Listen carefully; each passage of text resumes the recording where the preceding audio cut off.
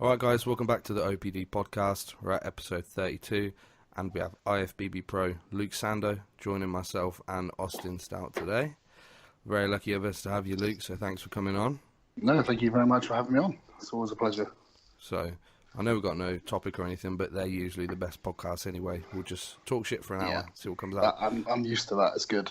Is that what you do over at the size game? Do you not plan anything? Mate, we have zero. Like, there's nothing. We talk about nothing. In fact, we recorded on Sunday, and most of it was just talking about whether we prefer boobs or asses for like 2 hours. Because just the way Banji tells a story is the best thing I've ever heard. So that was good. I think that's what people like to hear, though. I think that's why people listen to the size game, because it's just like sitting around with your mates. Like, oh, it's just shit. It's not even really a bodybuilding podcast anymore. We just talk bollocks for a good 2 hours. That's what I like about it, though. Yeah, no script, no agenda, nothing. I mean, okay, it's actually, we find it, when we talk about bodybuilding, we kind of just gloss over it really quickly and then go back to talking shit again. Yeah. So, yeah, it's good fun.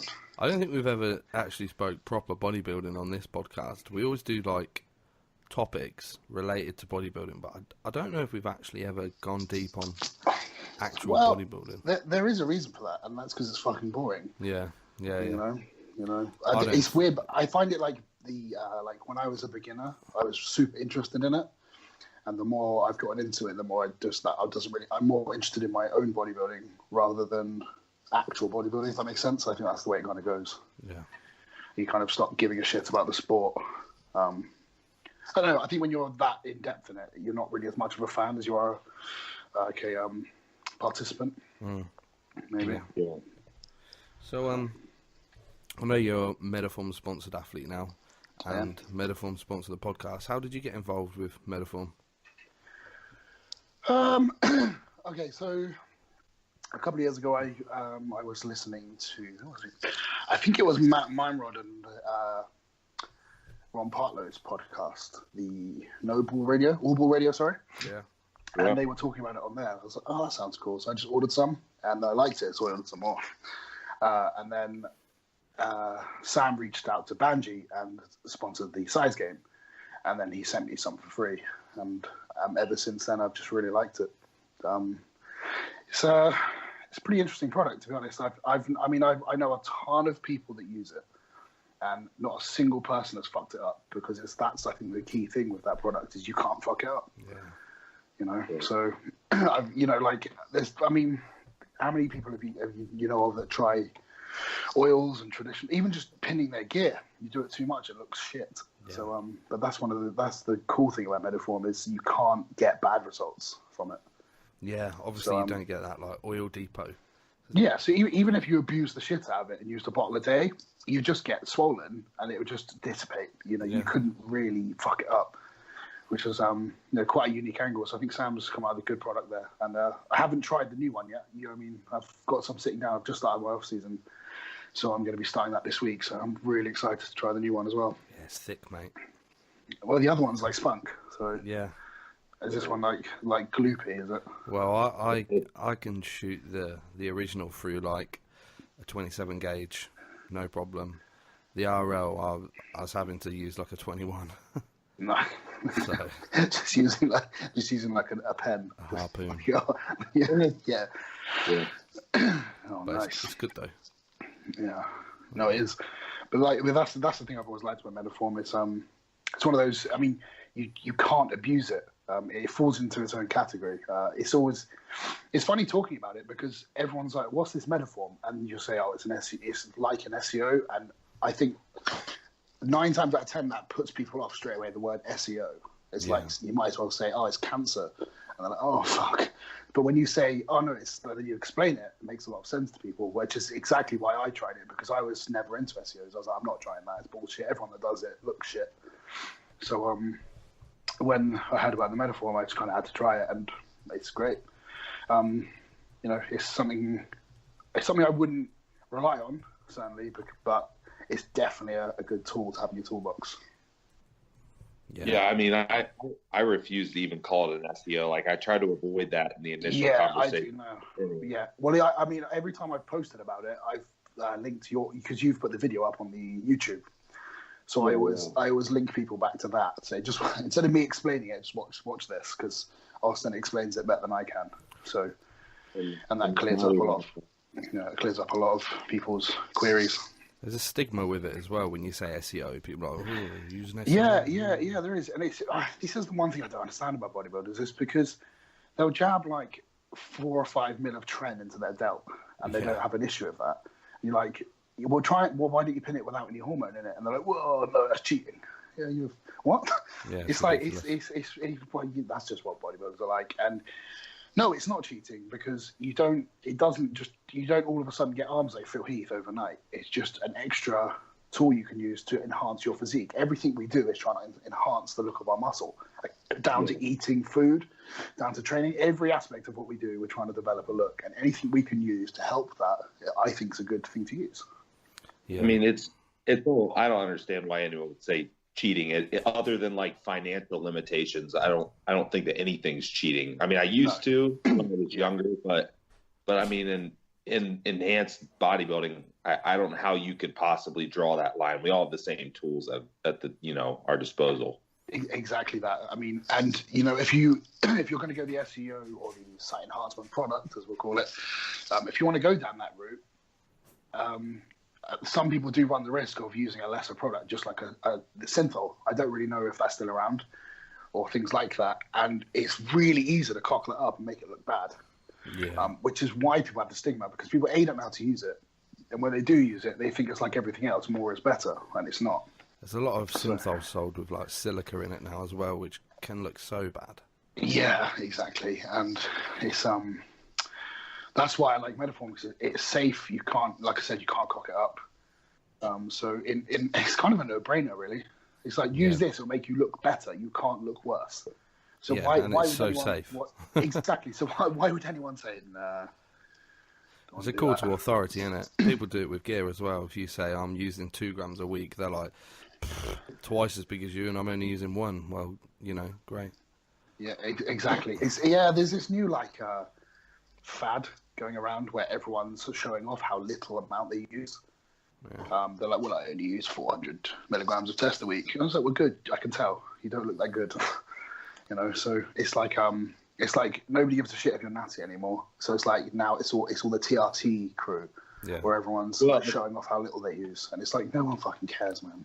Oh, God. And I don't think there's anything wrong with that, but the issue really is that you get a lot of these older seasoned guys that obviously didn't get 260 pound fucking TRT, and they're like, no, I agree with you. There's absolutely nothing wrong with using. Come on. There's no.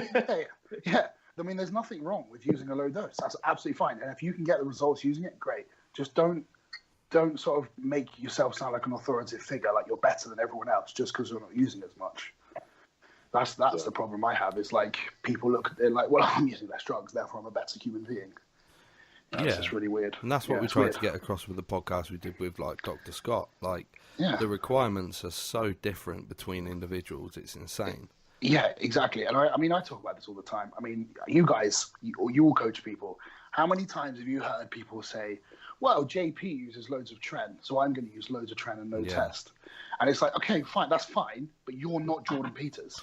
I had it today from a client say, I've just seen JP's cruising on Trestolone and DHB. Now, I don't know if that's true because I'm not on his forum. Yeah. But, and they were like, oh, do you reckon we could give it a try? I'm like, no, because like you're like this guy's only just gone into the world of hormones, has just been running like a little bit of test. It's like, why on earth would you do that? You don't weigh 260 whatever Jordan Peters. Yeah. And this is what I always say to people. It's like Jordan is a whole different animal. No, I've never met anyone that is meticulous with everything like Jordan is. Yeah. I've never seen a human being carry that much muscle that he does, and it's like, if something works, it's like saying, oh, well, Ronnie Coleman did it. Well, your argument's lost, because it's like, you're not Ronnie Coleman. So, I mean, people just misconstrue it. Like everyone, because all of us are trained by JP, a lot of us advocate logbooks, which is a great tool to use, but people have just taken that and run with it. They've just thought, well, it doesn't matter how hard I'm training. All that matters is I'm beating my numbers. Yeah. They're forgetting that the logbook should just be used to, like, you should train as hard as you can, then measure those numbers and try and beat that intensity, not necessarily the numbers.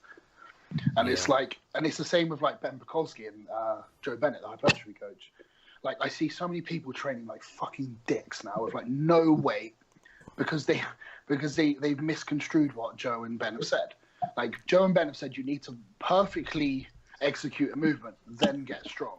And people have forgotten the get strong bit, and now they just assume you can get big using fuck all weight, which is you're missing the point. Yeah, so a strong juxtaposition between, on one side, people that are like focusing so much on perfect execution that they never actually progress, and then on the other side, progression at all costs, and they just absolutely. Just so yeah, they're just different kinds of the coin. The different sides of the coin are people are cherry picking what they want to hear.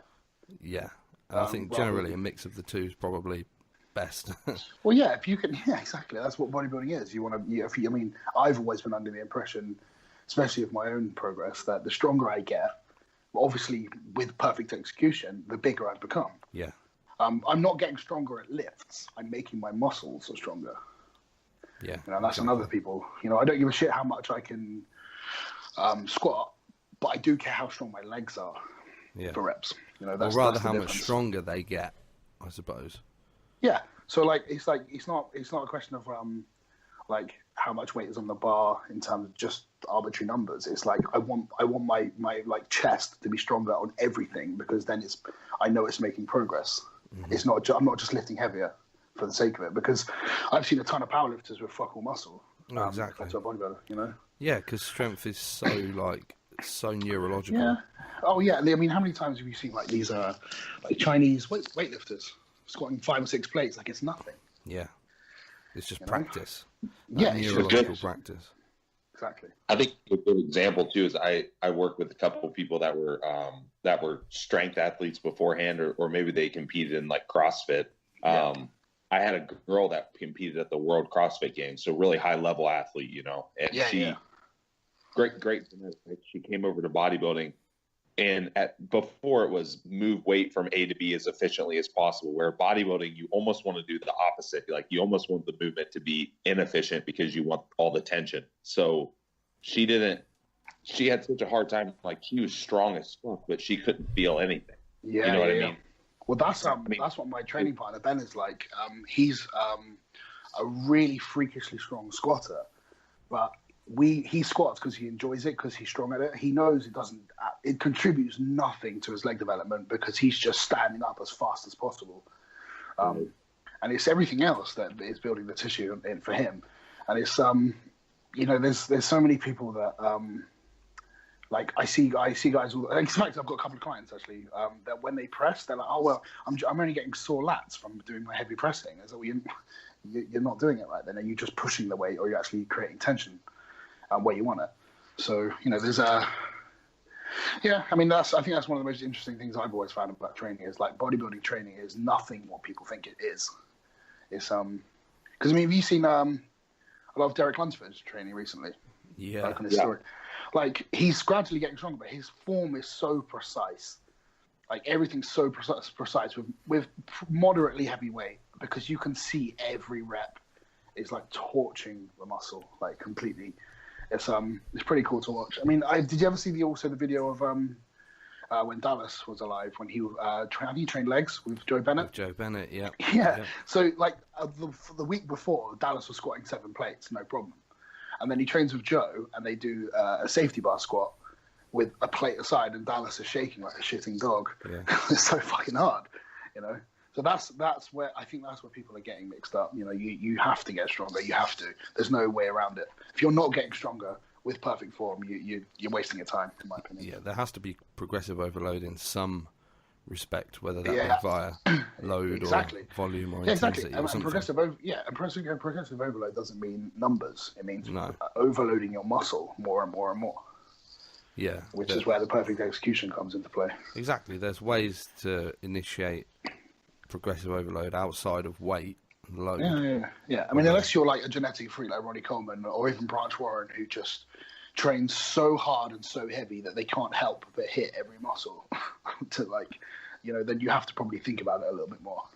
Yeah, watching Branch is interesting because he trains so badly, but he's like so neurologically connected that but I think that's so because he's always trained. I think what he does is he just takes a sledgehammer to every muscle and just pulverizes it. Yeah, like because I've trained legs with Branch, and he just goes and goes and goes and goes and fucking goes and goes and just doesn't stop until he just can't walk.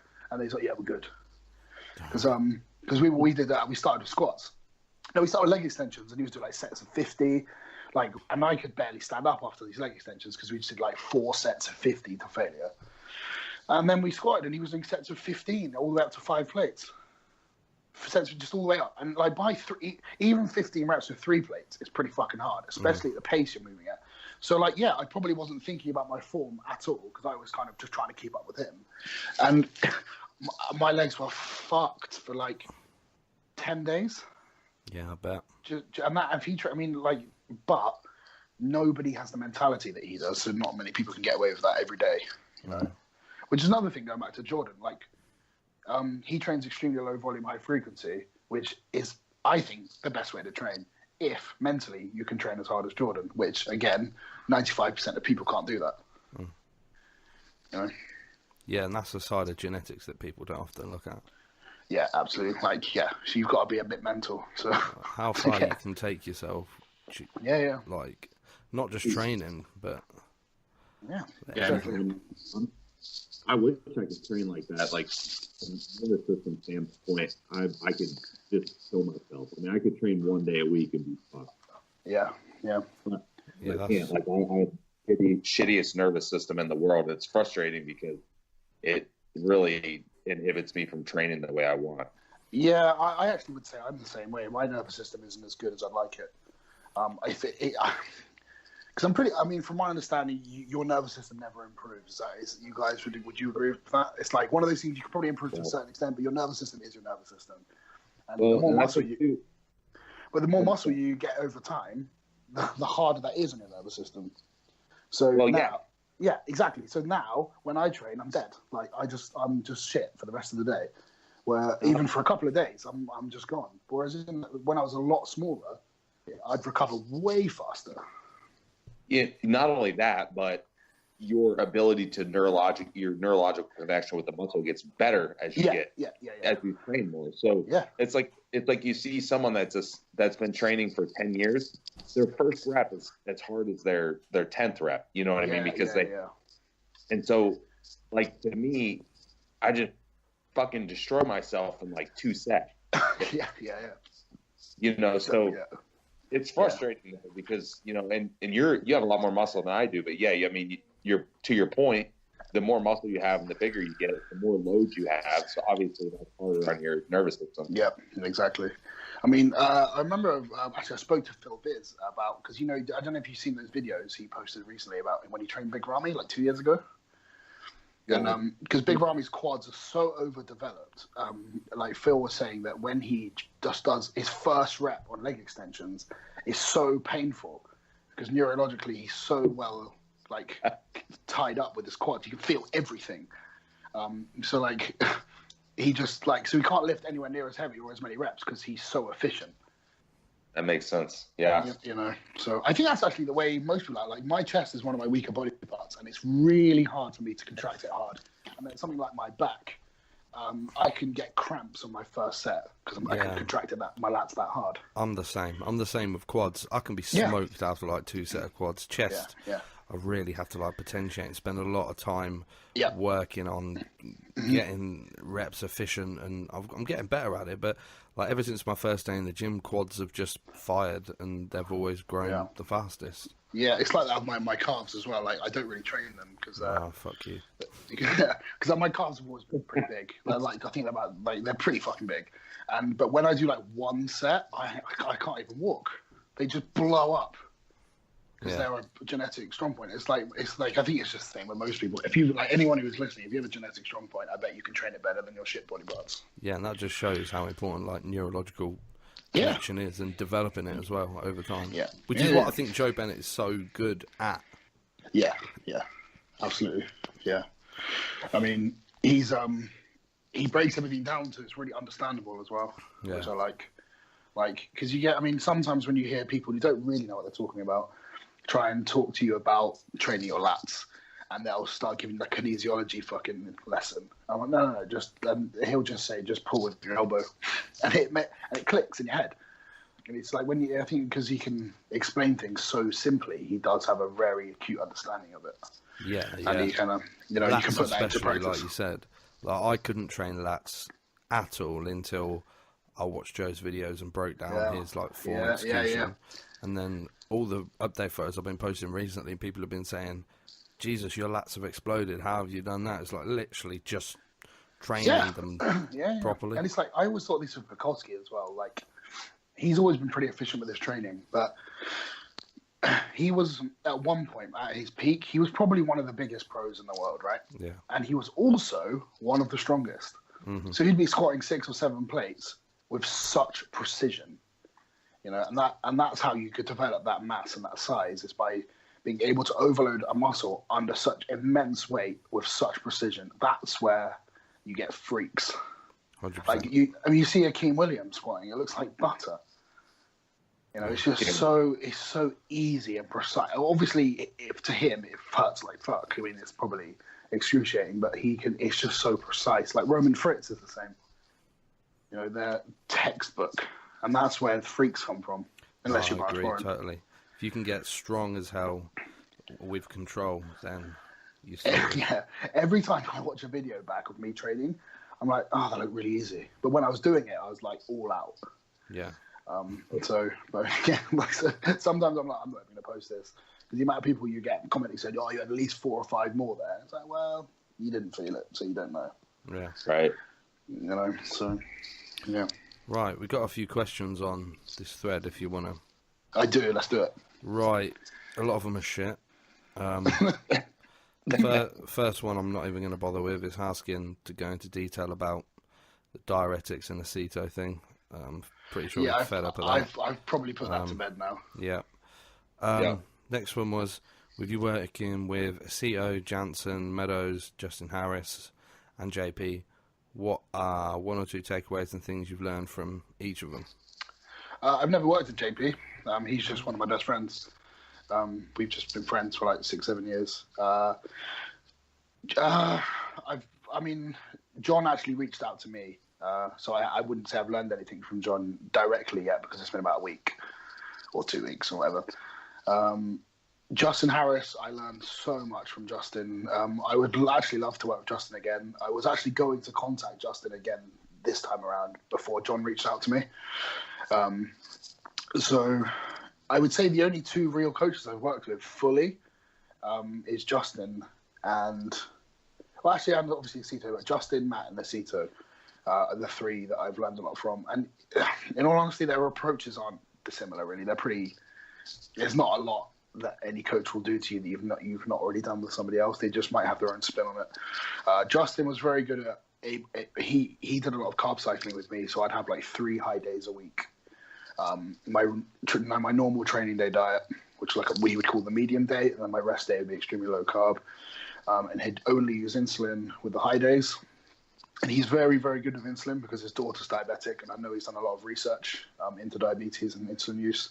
So he's very, very efficient with that, which I think is how he came up with his method of carving up with glucose by taking glucose readings. Although it didn't work for me, I've seen it work time and time again for people, and it's a pretty foolproof way of peaking for a show. But yeah, Justin's fucking awesome. He's actually probably one of my favorite people I've ever worked with, and I'd love to work with him again. Jansen, I worked with Jansen first on my training. He helped with my training all the way up to the point I turned pro, and from the Arnold Classic, he did all my training for that. And it was actually Joe Bindley that put me in touch with Matt because he was with AD. And I kind of wanted to... I'd always done DC training, and I'd seen what Matt was doing with Dallas, and I saw the way he was training his guys. I was like, that's very much how I like to train. I wonder what else I can learn from Matt. And the main thing I took away from Matt with his training was how much more I could do, like we're talking working sets, because I was very much DC training, Dorian style, at one working set, move on. Whereas he would get me to push myself a little bit harder, and I actually realised my work capacity. I was able to handle more than I thought I could, which is pretty cool. And I think I got a lot of improvements in my physique just by working more and working a bit harder, and that was pretty cool. In terms of the nutrition, that was very simple. I didn't really learn a ton. He was very, very good with his health supplements and reading blood work, which was something I took away. And then working with Aceto, because I did my whole off-season just on my own, which I normally do. I worked with Chris because everyone has wanted to work with Chris Aceto, because in my opinion, his track record speaks for itself. And Chris was extremely simple. He was just his communication was perfect. We would talk multiple times a day. He was always like, if I sent him pictures within 15 minutes, he'd reply to me and make changes if needed.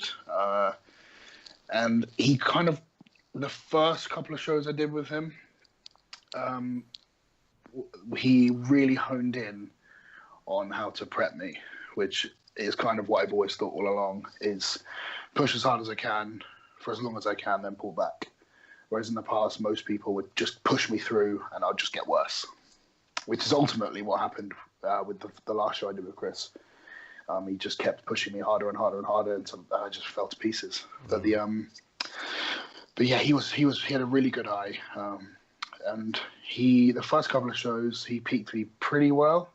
I mean, the Arnold Australia, we did nothing. I just coasted into that show. I didn't drop water. I didn't drop sodium. I did a little bit of adaptogene and diazide just to drop some excess water. Stepped on stage, then 2 weeks later did Indy, and was quite a lot better at Indy. Still not quite 100% where I wanted to be. But again, I would put that down to Chris kind of still figuring things out, but it's still the closest I've come to being my best.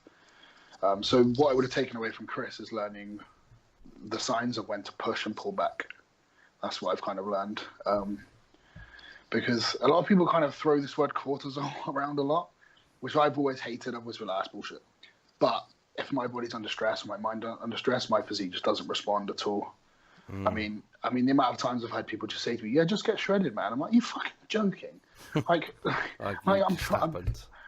trying. I probably like Chris would always laugh about it. He said, "I've given you like a bikini diet," because I'd eat like nothing and be doing a ton of cardio. Sometimes I'd train twice a day because I was just doing everything I could to try and get every bit of body fat off.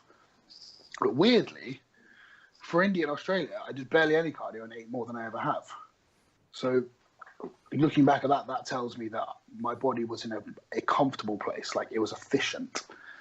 I wasn't overcooking everything. So yeah, that's pretty much what I learned from those guys as well. Like I don't respond too well to cardio, which is weird. If I do cardio, it has to be used pretty sparingly and not be massively intense. It has to be just like a window shot walk, just walk. Because I'm big enough and heavy enough for that to make a difference without it impacting my recovery. And I can't starve myself for days on end like I've tried to do in the past. It just doesn't work. And this is always something I've noticed. Like, all the conditioning snobs are generally smaller guys. Would you agree? Have you ever had a mass monster that's a conditioning snob? No, that's no. Apart from maybe Dorian. Yeah. But Dorian was one of those guys, like the smaller guys, that could just work really hard, and he just got shredded by working really hard. And if I was like that, I would probably be on the Olympia stage this year, because I would have already got bone dry shredded, because I put the work in. It's just not the way my body's set up. Mm-hmm. And a lot of the smaller guys, they just put some T3 in, put some Clen in, do a ton of cardio, go super low carb, and suffer and get shredded. If I do all of that, I just get smaller and stay soft. So I think there's one thing to be said. The biggest difference between you and someone competing like at the regional level is there's only so much size difference at the regional like NPC level, and for you guys, and I'm not saying I'm not promoting anyone coming in soft, because I'm a conditioning guy also. But I know there's validity in what you're saying. There is a size component. I mean, if you come in flat as fuck and look like shit and you're small, I mean, it doesn't matter if you're peeled. Because everyone's so big. Everyone's so fucking big. Yeah. So, it's definitely validity in that. That's a big difference between. Well, if you see like I work with a lot of like natural bodybuilders. I have a few guys that are natural pros too, and it's literally there's so little size difference between the guys that you just have to get like gutted, peeled as much as you can. But would you also agree with like your guys, like the guys, like the natural guys, they don't really have to worry too much about losing tissue. You can punish the fuck out of most of them, and they don't get smaller as much as somebody my size would. Like, because I will risk losing a ton more tissue than somebody a lot smaller than me. Well, they don't have, they don't have a ton to lose to begin with. Exactly. They're not, but and they can't really be worried about it because they're not going to win on size because no one's that. Yeah. Well, like, I mean, one of the things, I mean, I know I'm big enough. Like, I know that I'm like 5'7", I weigh like 255 on stage. I know that I'm not small. And everyone says, just don't worry about how much you weigh. I'm like, I don't. I just want my weight to be fucking less.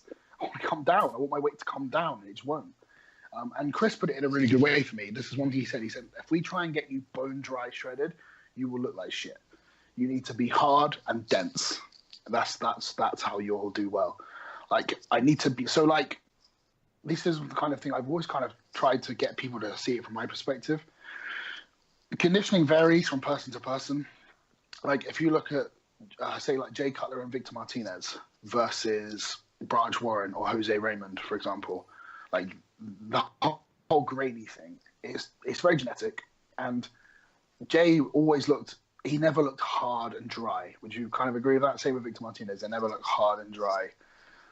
But their conditioning suited their physique. Their strengths weren't the condition. It was the separation and the muscle bellies and the size and the flow of their physique. So, like, if I'm very dense and I'm very round, if I lose all that, then I'm not really me anymore. It's not my strengths. So I'm trying to work out how to come in as conditioned as possible whilst maintaining my round fullness and my separation. Because another thing I've noticed is that if I try to push the condition too hard, my legs fade and all my kind of separation just disappears. So it's just a balancing act. I'm still trying to figure out how to balance, that sweet spot. Because I mean, I know how to work really fucking hard, but it's not done me too well at this point. That makes sense. Yeah, completely. Yeah. So.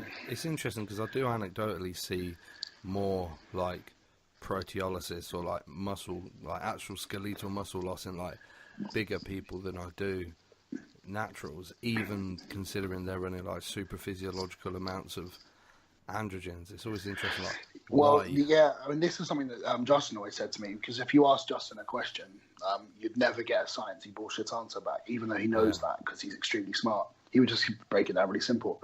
I mean, he hates T3. He just, for a bigger guy, he says for girls, females, smaller guys, T3 is great. For a big guy, it's just a meat eater. They were his words.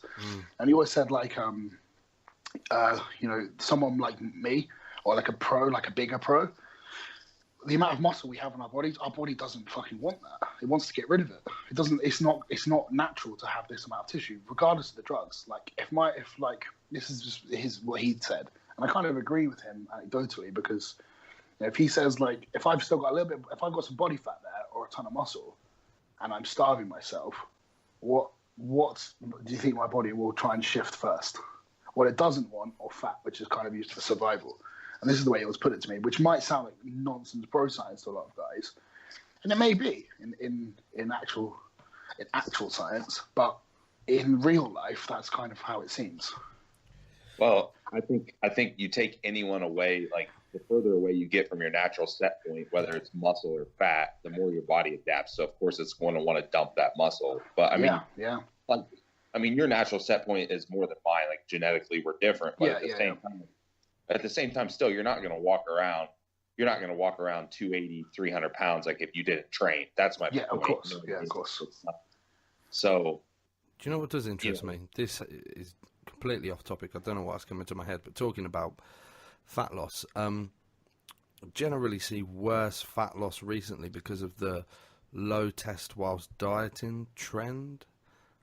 Because I think people miss the lipolytic effects, like just how lipolytic estradiol and DHT are, and I think people try and go for like the look too soon.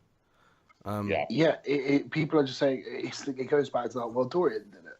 Okay, you're not Dorian Yates. Yeah, And that's, there. I mean, this is the kind of the modern battle in bodybuilding is science and the real world. And when I mean the real world, I don't mean general people. I mean bodybuilding. And what we do isn't normal.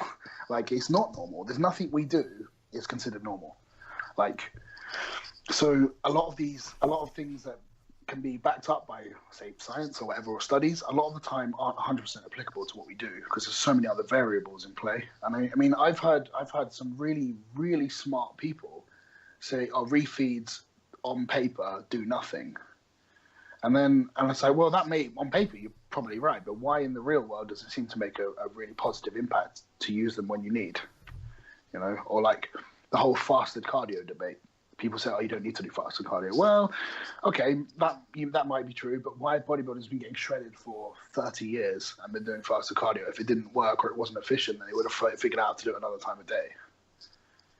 This is a lot of things like the anecdotal versus like actual backed up science. I think this is that battle that people are having these days, and they're trying to kind of reinvent the wheel in a way. So it makes things a lot more confusing.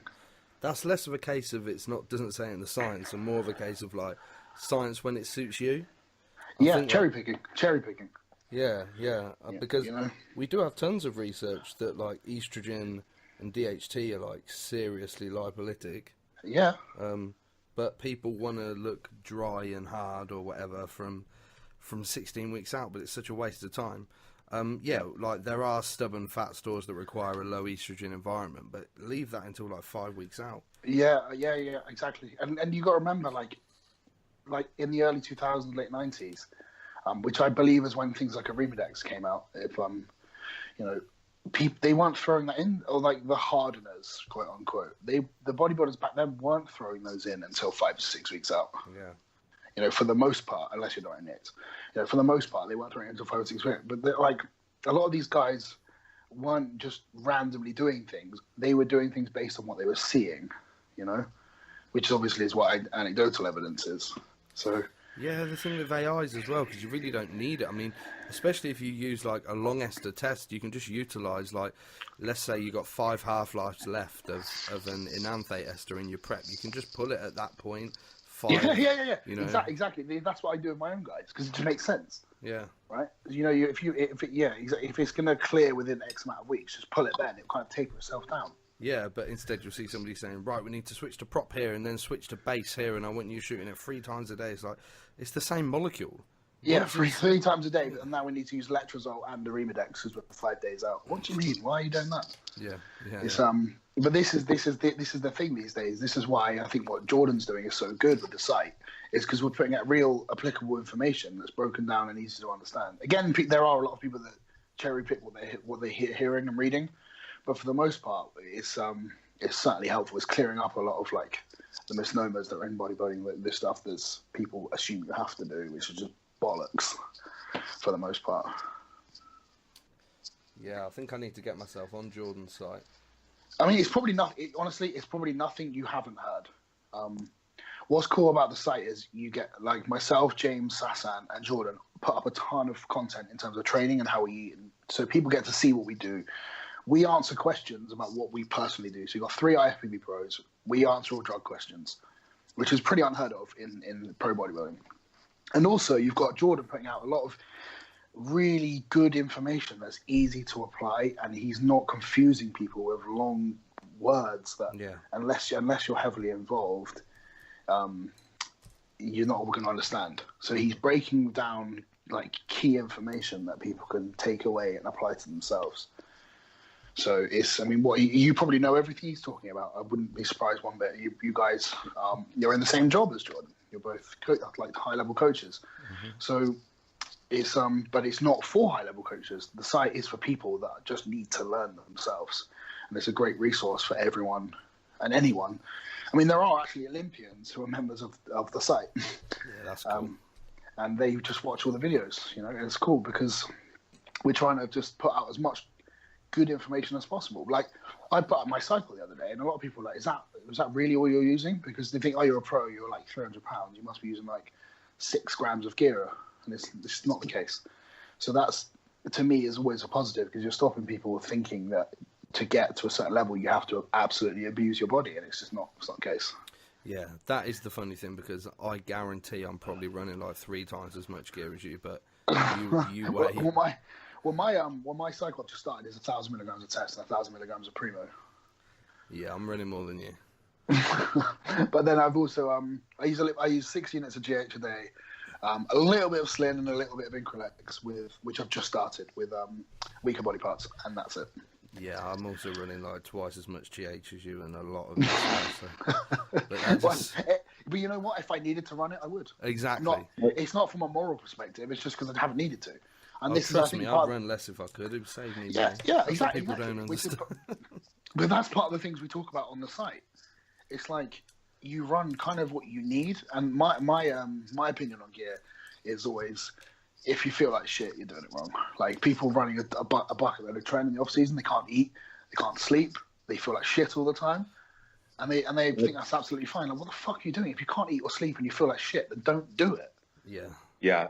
That's truthfully. I don't follow JP a whole lot, but I do remember distinctly in one interview, and that was the one thing that stuck in my head that I relate to a lot of people is if you're at such a level that you're toxic, and obviously I'm sure blood work will reflect that, but those people that feel so shitty, they're probably not even, they don't give a shit about their labs at that point. Yeah.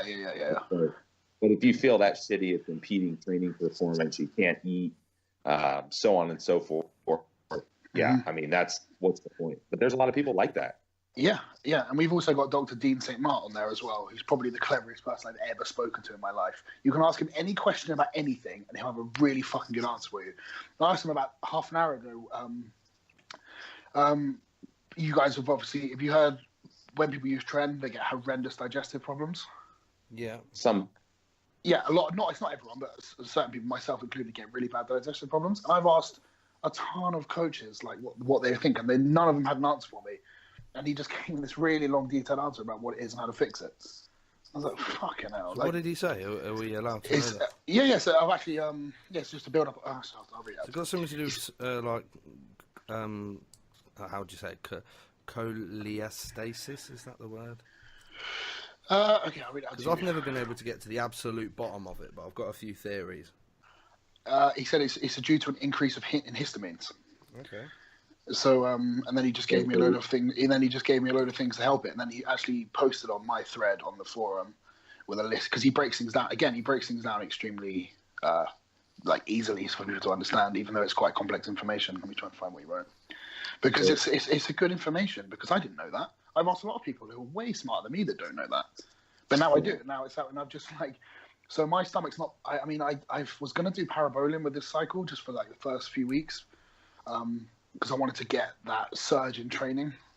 So I was going to do 153 milligrams a week, because 2 amps. And I've already done those 2 amps since being back from vacations, like holiday, when I went to Jamaica last week. And my stomach felt like shit for like 2 days. I actually threw up when I trained today, and I thought it was probably the heat. And then when I got home, I was like, I just can't eat. And just before this call, I took an antihistamine, and I'm starving now.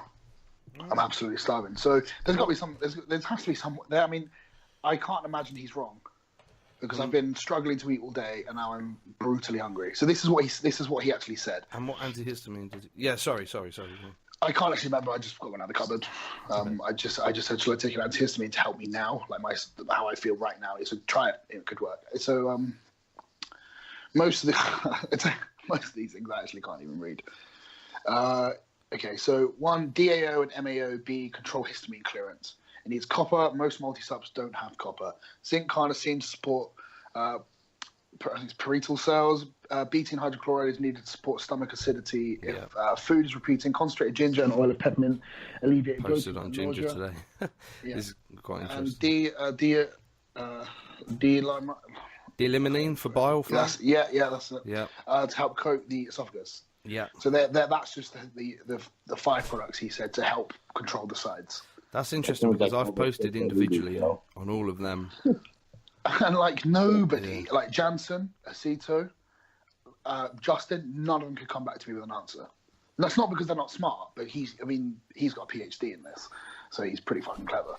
So and he just answers like this, and this is another resource that his site has. You can ask him anything, and he has a fucking good answer for it. So that's cool that you said ginger, because I've never seen somebody recommend it. So I did a post today on how ginger increases intestinal motility, so you can improve your appetite. Yeah. So he was recommending D-limonene for bile flow. So D-limonene. You could also go with ox bile, or Tudka does the same thing. Betaine, hydrochloride, I guess with pepsin to make the stomach more acid. I love that. But he's got a ton of information like anyone. I mean, he's really good for digestive health as well. And it kind of any side effect that, from what I've read because I read his thread all the time, because there's a ton of good information in there. And for the most part, a lot of what you think something is, it isn't. Like people, like when they're running a ton of tests, they think their sex drive's terrible. He put this whole big post about why it's terrible and how to help that, what supplements you can use to blah blah blah. I have to find it, but it's for the most part. Did he mention the ratio between androgens and estrogens? No, he was actually saying it's a lot to do with progesterone. I think. Okay, yeah, with testosterone. Yeah, that's So like, and a lot of people wouldn't realize. A lot of people don't understand that, or if you're blasting AIs, your estrogen's just way too low. And it's like a lot of there's a lot of things that, for the most part, the average gym goer or the average bodybuilder would have no fucking clue what it is. Yeah. What's funny about the orals or trim or just anything, any of the people that get acid reflux or tend to get any kind of GERD symptoms from them, they immediately reach in for the antacid or the worst thing you can do. Yeah, absolutely. Yeah. Just like, I mean, shit. What do we have your betaine up to, Joe? Like 5 a meal? It's ridiculous. 10 a meal. Yeah. 10 capsules a meal. So and in some research, it takes people 10 grams. So and I'm doing 6 per meal. I've always had terrible GI issues, but that, I mean, I did start taking Anadrol again a couple of days ago, and my acid reflux did swell up quite bad today. So I think orals are just going to be out for me. But Tren, I'm running okay, pretty high with no reflux. I just can't use orals. I think I'm there now as well. Weirdly, the only oral I can handle is Anavar. Yeah, that seems to be the same for me, Luke. That's really interesting. Yeah. So I'm gonna have to pick Dr. Dean's brain about this, because he'll probably have a whole list of shit that I can use to completely help me. Same is like, so if I have like 10 milligrams of Winstrol, I can't eat for 2 days. Oh, same. Winstrol's the worst for me. It's absolutely the fucking worst. So I just don't even use it. Don't use it at all. Injectable, it just hurts. Fucking hurts. I get knotted up from it, so I just don't even bother. Have you ever used Trestolone? No, I haven't. I've read a lot. I've read up on it, and everyone on paper it looks great, and everyone I know that's used it say their sex drive's through the roof, but they just feel bloated and shit. Yeah, I've got 3 bottles in front of me that I was thinking of just trying out. I've been like incrementally increasing my aromatizing compounds every month or so to see how high I can get it, and like I've managed to get my tests pretty high with like no AI. I've never been able to do that before. That's cool, but that's one of the reasons why I'm running Test and Primo, like, because I feel great on both of those compounds. Like, it's like I like to use drugs that I feel like I'm not even using. Yeah, I'm not really much of a fan of Primo. I really like Deca. I fucking hate Deca. Why is that? It's like, it just makes me feel horrible. Psychologically, tired. It makes me feel lethargic. It makes me feel very depressed. Okay, that's probably due to DHN preferentially binding over DHT. When you've ran that, if you run it with higher androgens to bind the androgen receptor over the DHN, it will stop that. Well, I've had any 19 drug, it just doesn't sit well with me. I think Joe, correct me if I'm wrong. I'm pretty sure most of the research on like long-term psychological changes, I guess that's a generic term for it, was on Nandrolone. Nandrolone. Well, on DHN, and the way they fixed it was with using like Masteron, or there's some newer research on using, believe it or not, saunas to displace DHN. Do you know what I read up on the other day, actually? I don't know why I read it. I popped up, I think I was on like PubMed or something. It popped up. And it was Nandrolone and cocaine use. Yeah, I've seen it. Like, so the way that cocaine affects your brain chemistry, obviously, if you use it, you get like everyone gets super happy, and feel amazing. If you're running an androlone and you were to use cocaine, like a lot of bodybuilders do, then apparently it completely fucks your brain chemistry. So you get you actually get the complete opposite. Like you don't, it can completely crush dopamine, completely crush it, and you just feel horrendous. And the rats didn't want any more either. That was the interesting thing. Yeah, so that was quite interesting. So, not that it's applicable to anything I do, but it's still pretty interesting to see, because there's so many. I've had a lot of bodybuilders that are cokeheads, to be honest. Yeah, it goes, especially pre-contest. I've seen some coaches that recommend coke in pre-contest. Oh, really? Trust me. That's funny. No, anything like that, like a stimulant, I wouldn't be able to eat. So yeah. So even just caffeine fucks my appetite. So, and I'm a big eater. If I can't eat, something's wrong. Exactly the same with me. I've had to cut out caffeine. I was using nicotine tabs. I've had to cut that. Yeah. Yeah. But going back to the site, this is why it's so good, because you just have 3 pros. Me, James, and Sass. We keep things simple. We don't try and educate people, because that's not what we're there for. We just tell people what we are doing because people want to know, and we show them how we train and how our mindsets work. And then you have Jordan, who gives amazing information out to do with training and drug use, and breaks it down nice and simply for people. And then you have Dr. Dean, who gives phenomenal information out, and most of it's health related. I think I'm going to go and sign up tonight, actually, and give that a read. Yeah, Dean. Do you follow him on Instagram? I don't. I've got no idea who he is, to be totally honest with you. He's Dean St. Mart, so Dean St. Mart, and that's what he is on Instagram. And he just puts up. He's Irish, and he puts up so many just stories of just literature and posts phenomenal content on his Instagram stories. Sounds like my kind of guy. I'm gonna give. Yeah. Oh yeah, he is. He's right very now. Very good. And he's do you know the Supplement Needs, the store? Yes. So he designs all their health products now, and he's got a sleep stack that's there's a ton of stuff in there. And he works nights. He does 2 weeks nights, 2 weeks days. So he's very clued up with sleep cycles and how to manipulate, especially for bodybuilding, and how certain drugs can affect your sleep and how to alleviate that. And this is why he developed the sleep aid. It's funny you mentioned it, because I've commented back and forth with him on stuff, and I'm like, this is a pretty smart guy, and he's commented on my. I had no idea who he was, though. I didn't. He's so low key. This is kind of why I like talking about him so much, because he's like this gold mine of information that, and it's amazing, because he gives out good information. Like, a lot of very, very smart people are very hard to get a clear answer out of them. Like Dr. Scott, because he's so traditionally, he's a college professor. Is that correct?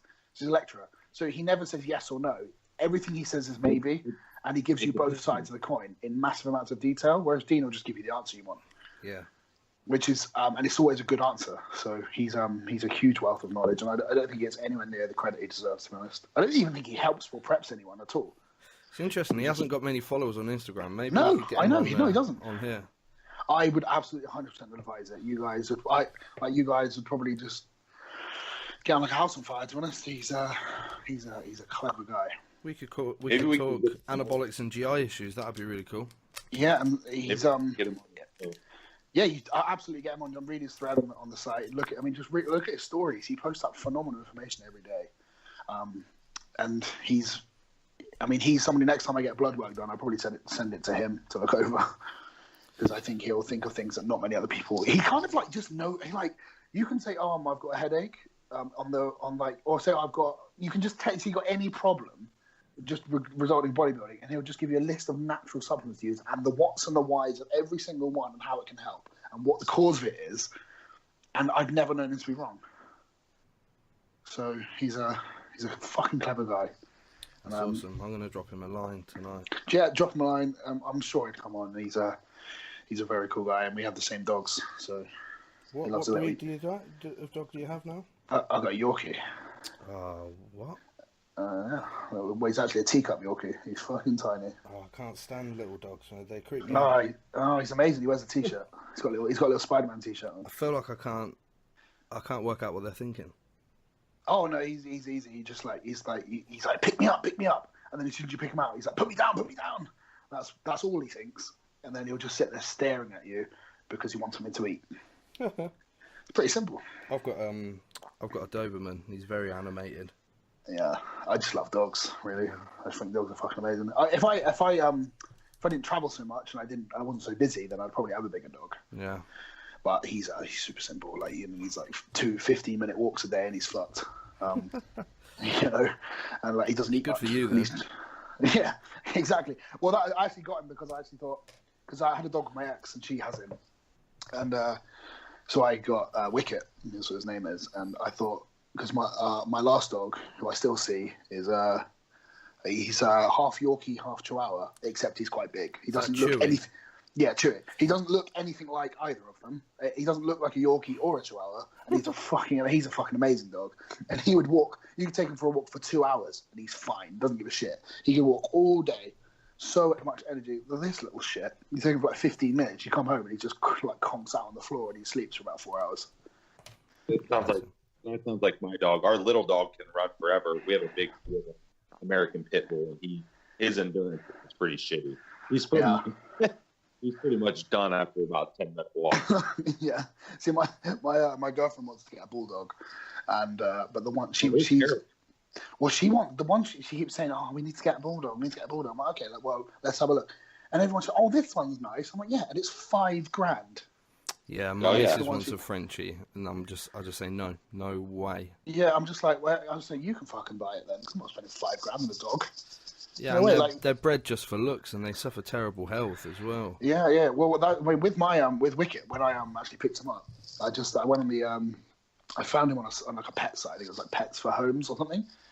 And he was about 15 minutes from my house. It was about 9:30 at night, and I texted the number and I said, "Oh, is he still available?" And this guy just texted me back right straight away. He said, all he replied was, "Can you come get him now?" And I was like, "Whoa, I haven't actually asked anything. You've just..." So I thought, this is a bit weird. Like, you obviously just can't wait to get rid of him. So I was like, it's 9:30 at night. He lived about half an hour away. So I went to pick him up. I went and had a look at him. And this guy was like a proper bit of a jab, really, to be honest. He was a nice enough guy. But I walked in and I could tell he didn't give a fuck about this dog. He was just in a cage in the corner with no toys, no water, no food, just cowering, shaking, this little puppy. I was like, yeah, I'll take him. And he said, "Oh, it's a good job you came. I'm off to Spain with the lads tomorrow." I was like, "What do you mean?" I was like, "Well, what happens if I didn't come and dog it?" He's like, "Oh, I would have just like dropped him off at a dog sanctuary or something." I was like, "You're a prick." Yeah. So I was like, "Yeah, I'll take the dog, and I'll take everything you have of his, and I'm going to take him." And like, as soon as we opened the cage, he just ran straight over to me, and was like, because he was visually scared. Not scared of the other guy, but like he just didn't want anything to do with the other guy. So like, right, I'm going to have him. And here he is. I've literally just signed up and paid at Trained by JP. So yeah, you won't regret it, man. It's a fucking good site, and we all put up a ton of content on there. I think we all put up about 3 videos each a month. Oh yeah, I'm a big James fan. I think he's just such a genuine, nice guy. Yeah, James is amazing. He's such a cool guy. He's and he's a freak. So like history, I mean, him and Jordan are the only 2 kind of training videos I'll watch. I don't really watch any of Sasan's stuff, not because I mean, Sasan's a good friend of mine. I just know that Sasan isn't a freak in the gym like James and Jordan are. Yeah. But because Sasan's just the genetic elite, whereas myself and James and Jordan have to like train a little bit differently to try and get the size on, whereas Sasan's just a freak. So sometimes when I watch his training videos, I'm like, yeah, he trains hard, but it's like how are your legs that big? And that's what you've just done. You know, it's one of those guys. You know what? You're not going to believe this. I've just signed up to Train by JP, and I had to put a different email in. Didn't think about it. I've just logged onto my PayPal and realised that I'm already signed up, but now I'm signed up twice, and I've just never used it. What a dick! just ping him a message and cancel one. Oh mate. What a fool. I've been paying $6.99 a month. I don't even know how long I've been doing that. I don't think I've ever used it. That's so funny. What a donut. That's Anyway, we handled one question and we've come up on time. Oh, I'm sorry. Is what it is. No, don't be sorry. Well, it was good. That was really good discussion. Well, we can come on it. I can come on again if you want me to answer more questions. That'd be awesome, mate. Yeah, that'd be great. I feel like I've just talked about dogs and Dean so much. Dogs and Dean. That's like your life, isn't it? That's it. All you think about. Right. Yeah. Do you want to plug anything before you go? Yeah. Okay. Well, if anyone wants to see what I'm doing, this is my Instagram. It's just my name, just Luke Sandoe. Apart from the Train by JP, there's nothing more to plug. I mean, I've got my sponsors. I'm Rebel Granite Supplements, Atomic Shoes. We've already talked about Mediphorm. So there are the guys. I'm very, very, very fortunate to be with these companies because I wouldn't be doing what I'm doing without them. So I'm very, very grateful for everything they're doing. And in all honesty, I wouldn't be surprised if Granite's absolutely explodes in the next 18 months. The amount of effort and time they're putting into their products, their marketing, it's pretty exciting to be a part of, to be honest. Yeah, I'm waiting to try some of the Granite stuff. It looks awesome. Yeah, I mean, there's a couple of stores in the UK that already have it. I know they've just signed up with a big European distributor, so I'd imagine it'd be pretty big. I mean, I'm expecting them to kind of rise as quickly as Redcon did. That's what I think they're kind of going for. And obviously you've got John Meadows behind everything. And he doesn't do things by halves, and he's a genuinely great person. So he's him and Ed, who are the brains behind the operation. You know it's going to be good. Yeah. John's awesome. John did ask you a question in the group, but no, we have to answer that one. All right, let me find it. Let me answer that one. Let me find it. What group is it? Am I in this group? Optimal Physique Development. I'll add you now if you want. Yeah, add me now because I want to be in it.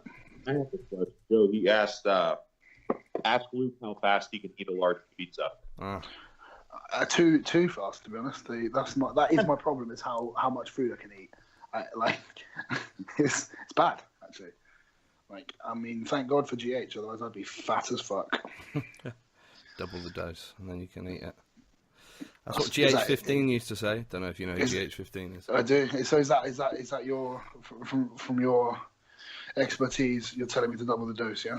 Yeah. That's orders from me. Yeah. That's all it is. That's all bodybuilding is. Just up the dose. Up the dose and eat more pizzas, pretty much. I might have a pizza tonight. Now you've said it.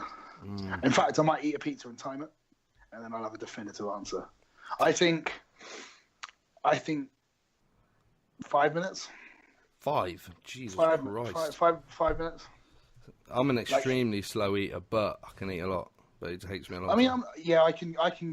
I can put away, if I'm starving, I can put away food fast. And I'm starving, which is weird. Like we were talking about it earlier, I've not been hungry for about 2 days. I had an antihistamine, and now I'm literally can't wait to eat. That question you asked about the antihistamine, is that in his thread on Train? No, I just asked him. No, I asked him just on my Instagram. That's why I asked him the initial question, because I was like, do you have any idea what this is or how I can do it? And he just wrote me out this big spiel, and then do you mind sending that over to me? Yeah, I'll screenshot it to you now. Actually. Lovely, thank you, mate. Yeah, but he's it was very, very simple. But then if you go on my thread on Trained by JP, it's one of the last questions on there. Okay, I'm on there now. I'll just quickly just bring it over to you now because I mean he's just. But then I took an antihistamine. I said, should I take an antihistamine? And he said, yeah, you can try it. It might help. And I'm fucking starving, so I would consider that a success. Lovely. I just got that photo. Thanks, mate. Yeah, that's beautiful. Right, yeah. Cheers for coming on, Luke. No, thank you. But hopefully we could. I mean, there is a lot of questions. I feel really bad now because I haven't answered any of them. Well, should we get back together and do that? Yeah. Why did you replace Chewy? That's one I want to answer. We've talked about that. I didn't replace him. I just lost him in the divorce. Yeah. So, yeah, I saw a lot of these and thought, God, some of these are awful. Luke, can I touch you? Was that Adam? Jesus. Yeah, it's Adam, yeah. Fucking Welsh twat. Jesus being his real name. I can't believe that. It's not his real name. He changed it by poll.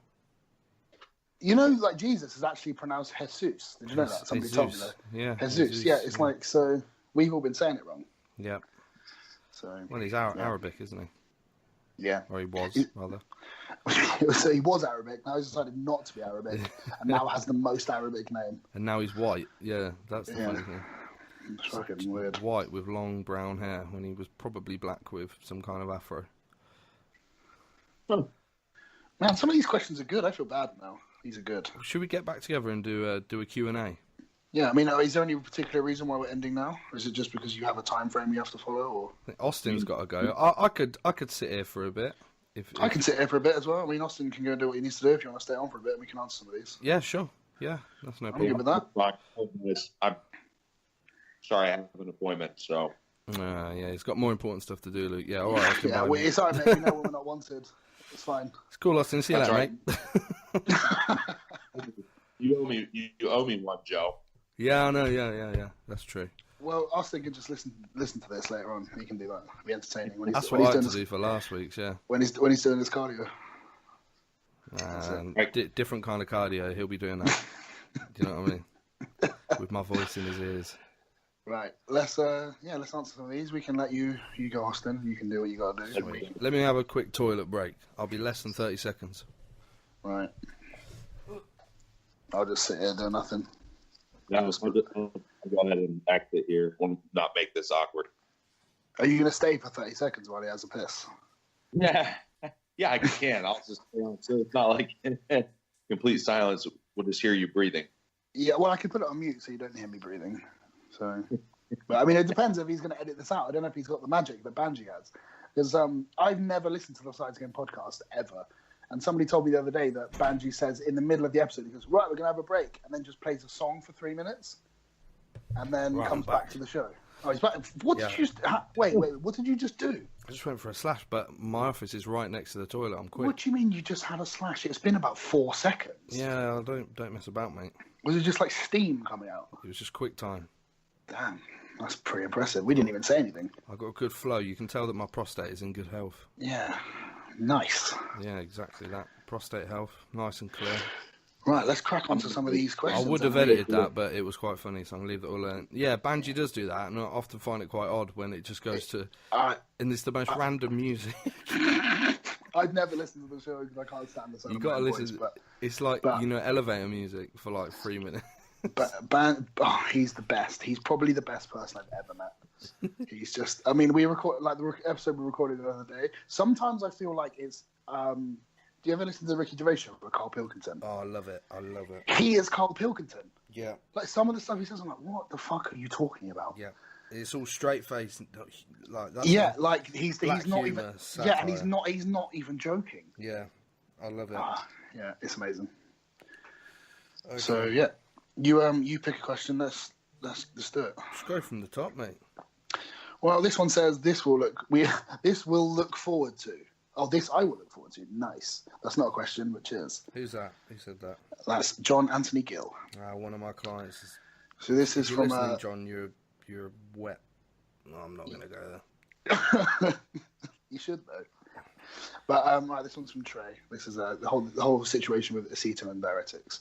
So we can talk about that because I can just say it pretty quickly. Looking back on it, I'm pretty sure I got a little bit of food poisoning a couple of days out. This is what I would, because I was sick, and I hadn't been hammering diuretics at this point. He tried to pull water very aggressively. We definitely used too many diuretics. On top of not being able to rehydrate because I kept being sick, I just got into the point where I couldn't hydrate. My potassium levels were through the roof, and my kidney shut down. And then I went into hospital. They told me I should be dead. And I probably have to have dialysis, but because I'm young and I don't take the piss with my drugs, my body came back to life within 12 hours. The following morning, all my blood levels were absolutely fine and back to normal. A week later, when I got back to the UK, I had my blood work done again, and everything was absolutely fine. So, I've got a funny story for you. So this week I went for my blood work, and they called me up pretty much in the middle of the night. Well, it was like 11 p.m. Like, you need to get to the hospital right now. Your potassium is so high, you need to get someone to drive you there. What was your potassium? Well, they said it's 7.1. Mine was 9.8. Jesus. and she's going, at 7.2, you'll have a heart attack. Get to the hospital. So I'm in the hospital. They take it and they go, oh, no, you're fine. It was just a misread. Oh, that's amazing. And it was actually like 4.3. Yeah, well, mine was like 9.8, and they rushed me into. Yeah, and they were like, and they fucking rammed the catheter in, pumped me full of insulin, dextrose, and Lasix. Yeah. In the drip, and then the following morning it was like 3. Oh. It was like they came straight back down. My creatinine was 1. I think it was like what's my creatinine? It was really fucking high. It was like, I can't even remember now. It's like my creatinine was stupidly high. So they said basically my kidneys had shut down. But the following, like 12 hours later, my creatinine was like 107. So that's crazy how fast that you bounce back. Yeah, but that's unusual. I think it's because I'm not. All my organs are fine. Yeah. It was like everything. The last couple of days what caused that damage. It wasn't like a prolonged thing that's caused actual damage. And they did a ton of MRI scans on my kidneys. I had EKGs on my heart. Everything was fine. So no scarring. Heart's great. That's probably why I didn't die. So pretty lucky. Happy days then. So yeah. So what's this? Please ask about diuretics. Right. So what else is it? Right. None of these. Training. Okay. This one's from Cade Gilbert. Training. When did he? Well, fucking hell, I think I need glasses. When he did starting off, which doesn't make sense. What he did when he became a pro, what he does now. If possible, same things with the diet. Honestly, I haven't really changed anything. Really, I started off because I wanted to be a powerlifter initially. I wanted to be as strong and big as possible. I did DC training for a few years, and then when I hooked up with Jansen and got to do my training, he basically put me on more of a bro split, but with the DC principles, and I've basically been doing that ever since. Yeah. That's the thing with bodybuilding. It's just consistency, doing the same things over and over again. Isn't it? Yeah, and it's like, because I write like training programs for people, and they're like 12 pages long and really detailed. And then people are like 3 weeks in, and they're like, "Oh, can we change this? Can we change that?" I'm like, "Dude, you fucking serious? I've been doing barbell rows for 5 years." Yeah, I don't change anything. It's all the fucking same stuff. I've lost clients over that with this. I'm bored of this now. So you've only been doing it 6 weeks. Yeah, and I just get to the point where I'm like, if you want to change it, just do something. Like, if you don't like a hack squat, just go and fucking squat in the Smith. Stop moaning. Yeah. Right. What's the next question? Will John Meadows be taking over all training diet for your season, or will it only be when he chooses to prep? How many cans of Red Stripe did I consume on this holiday? Red Stripe's shit. Do you like Red Stripe? It's a bit watery. It's just... I don't really like beer. I love beer. Like, I fucking love beer. Samuel Adams Boston Lager is amazing, and the Tesco's near my house sells it, and I can't get enough of it. But Red Stripe, I was super excited to go and have jerk chicken and Red Stripe, and I only found jerk chicken on one day, and Red Stripe was the only beer they had, so that's pretty much beggars can't be choosers. But yeah, I drank a lot of Red Stripe. Was the jerk chicken good though? It was pretty good, yeah. They don't know how to take bones out of their chicken in Jamaica. They just basically put a whole chicken on the barbecue. Well, that's it. Collagen. And then they just smash it up with a meat cleaver and give you a big portion, and it's just full of like smashed up bones. That's what you want. That gelatin, more collagen. That's it. Yeah, that's why my knees feel better. I've had bone broth 3 times today. I'm gonna have it again. Have you?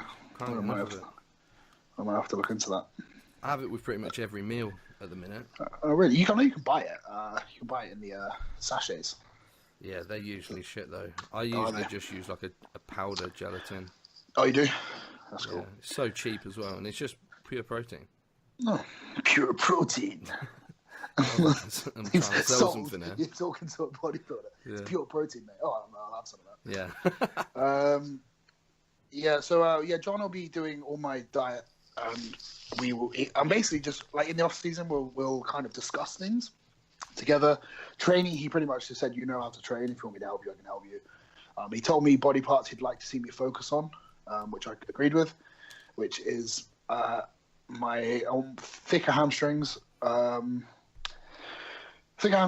mid upper back in my rear double bicep needs more work, and my chest thickness. I'd also like rounder, thicker quads from the front, because they're really big. They're not bubbly and round like the rest of my physique. So that's something else I want to work on, because every time I train legs, like adductors, hamstrings, and everything, and glutes seem to take over everything I do with quads. So that's something I've had to work on. So he wants me hack squatting a lot more than barbell squatting and safety bar squatting as well.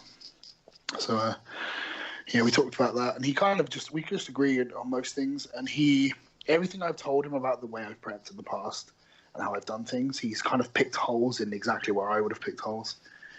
And he kind of agrees that if I try and push myself too hard, my body would just kick back harder and it won't respond. So, but John is someone who I've wanted to work with for a long, long time. So this will be good fun. He messaged me the other day just saying you will win a pro show next year. So, and I said yes, I will. So that's the goal for next year. So. In terms of drugs, I don't think he would take the piss because I don't and he doesn't. So I don't think there'll be anything reckless going on. I'd be interested to see what he does with other things. Like, I don't know. We haven't discussed anything like insulin or anything yet. But I know he's very into his peri-workout nutrition, so I'd imagine that'll come into play at some point. So, Anders Jensen, how much tren? We've discussed this. All of it. It gives me the shits. So none. Right. This is a question. Mo Shahid Khan. There's 4 questions there. He's a bit overzealous. You don't have to answer all of them. Best times of cardio for fat loss in his opinion. I would still go for fasted. Yeah. I've tried it every other way, and every time I switch to fasted, my fat loss is a lot faster. And that's all I needed to tell me that that's more beneficial, especially for me. Hints and tips for fat loss: just stop eating shit and calorie deficit. Yeah. Yeah. What over-the-counter supplements are recommended for fat loss? I don't know. Is the treadmill a over-the-counter supplement? Does it count? I suppose so. Caffeine for me because it kills my appetite, and that's about it. Which is why I think most thermogenics, they don't really help you too much with fat loss. But I think from my own personal experience, if I have like the Granite Thermoburn, my appetite's like halved, and I feel great. So I think that's where they help, because I think any thermogenic you use, whatever it is, every company makes one, but the Granite one, the Thermoburn, has teacrine in it as well, so you feel mentally very fresh, and I don't want to eat as much. Yeah, so teacrine's nice, and you can use it a bit later and not have to worry about so sleeping. Let's go on to the next one. Right, Luke, would you rather be the best bodybuilder in the world and as strong as Eddie Hall, but for 5 minutes each day? For fuck's sake. I think this is one of these like horrendous icebreaker questions. Right, let's have a look. Oh my God. Right, okay. What would you want to be strong as Eddie Hall for, though? Why? Just for the gram. I mean, imagine just going into the gym and just pulling 500 kilos. Like it's nothing. And just like, just getting a thick traps. What else we got? Right. As strong as Eddie Hall, but for 5 minutes each day, you have to privately be face sat by Eddie while you tell him how great he is. Right? I don't want to do that. Or you remain your existing strength level, become the greatest bodybuilder in the world. But every time you walk past children, the voice of disgraced pedo TV presenter of "It's a Knockout Show" Stuart Hall magically emanates from your arse and says dubious things to them. It's a tough one. Everyone can hear it, including their parents. Well, I probably have to go with Eddie Hall then, because I have children and I go to their school quite a lot to pick them up, and that would be horrendous. So I think Eddie Hall sitting on my face, especially now he's lost weight. Has he lost weight? I think so. He looks a lot less fat than he did. I don't follow him. He looks okay. His physique now, he looks like Dr. Robotnik from Sonic. These strong men can look so good. He doesn't. He's got really little arms and legs and a massive round body. Oh, really? Like Dr. Robotnik. Right, Gary McDonald Thomas. Who's been your most this is going to be awful. Gary always comments some bollocks. Well, this isn't a terrible question. I've only skimmed it. Who's been your most influential mentor or role model so far in life? And can I tell us some cool shit you learned from them? Honestly, I don't have any mentors or role models in my life. I've just been very fortunate to have good friends and family around me, but not any particular person. Just say yourself. Just me. I am my own role model. But yeah, the Chewy thing. Luke, why did you replace Chewy? I didn't. My ex Carly has him, which was absolutely my decision because I don't want to have to see my ex girlfriend every couple of days and go around the house to pick him up. So I thought I'll sever that tie. He'll be happy with her. I travel a lot. I can't have a dog, and then it turns out I can have a dog, so I just got my own. And Wicket is amazing. Chewy's amazing as well. I think next week I'm going to go and pick up Chewy anyway. So myself, Chewy, and Wicket can go out for the day. Little play date. That'd be fun. Yeah, but John Meadows, how often can I eat how quick can I eat a large pizza? Seriously, I reckon between 5 and 10 minutes, depending on how hungry I am. Because I always notice that.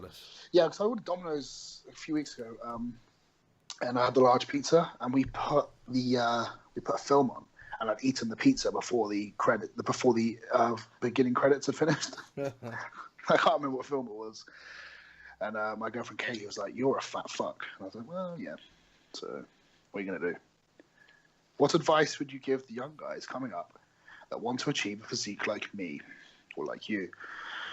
Join trainbyjp.com and see how we work and see what we do. And if you're prepared to do what we do, then you might stand a chance. What's been your biggest lessons you've learned in the most recent years? There's a massive difference between working hard and working smart, which sounds stupid because it's just a stupid phrase. But when you actually go through things and you realize that working just really hard just doesn't always work. Do you agree? Absolutely. Yeah, I think that's definitely something I learned over the last couple of years as well. Yeah. Best progress. Exactly. So, where are we now? Yeah, I think what's the biggest lesson you've learned? Yeah, recently. Yeah, and I also think it's not me personally, but I've seen a lot of people taking too many drugs and not paying attention to their nutrition and training. Mm-hmm. People are trying to outthink bodybuilding these days, whereas all the best bodybuilders, especially back in the day, were usually always the strongest and always trained the hardest. Phil Heath, Mr. Olympia, he still eats tilapia and fucking green beans preparing for the Olympia.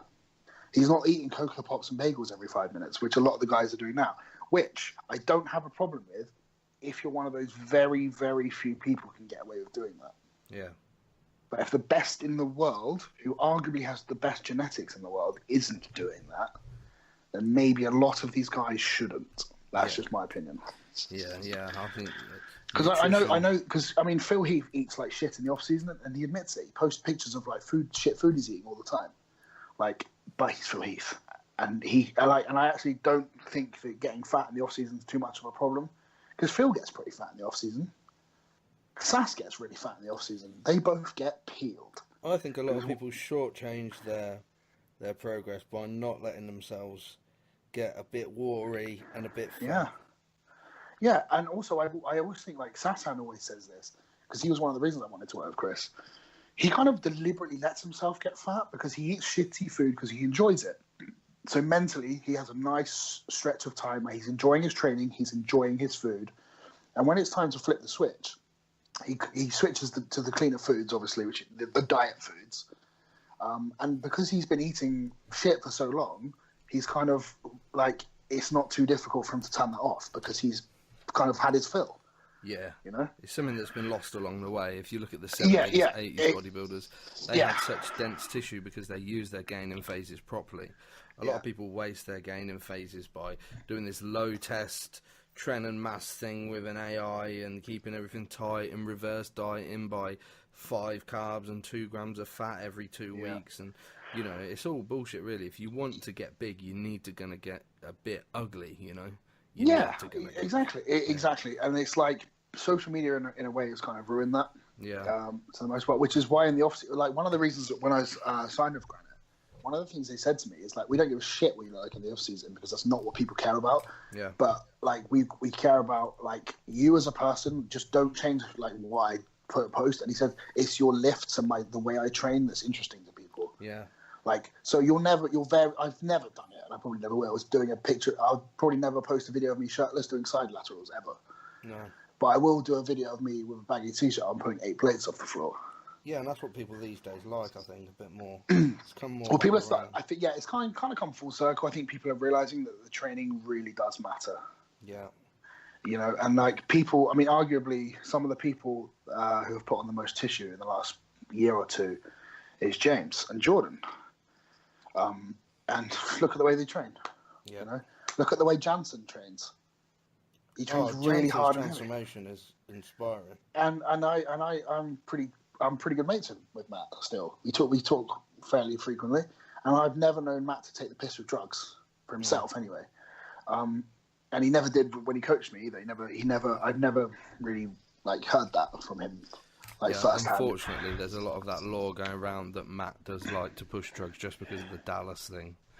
And Dallas did his own. He did that to himself. Well, exactly. Matt's very health conscious, and you really think he'd want to push his best friend to that extent when he knows how dangerous that can be? Absolutely fucking not. You know, even if Ben would to do something like reckless like that, I'd step in. Like, that's stupid, man. Think of your health.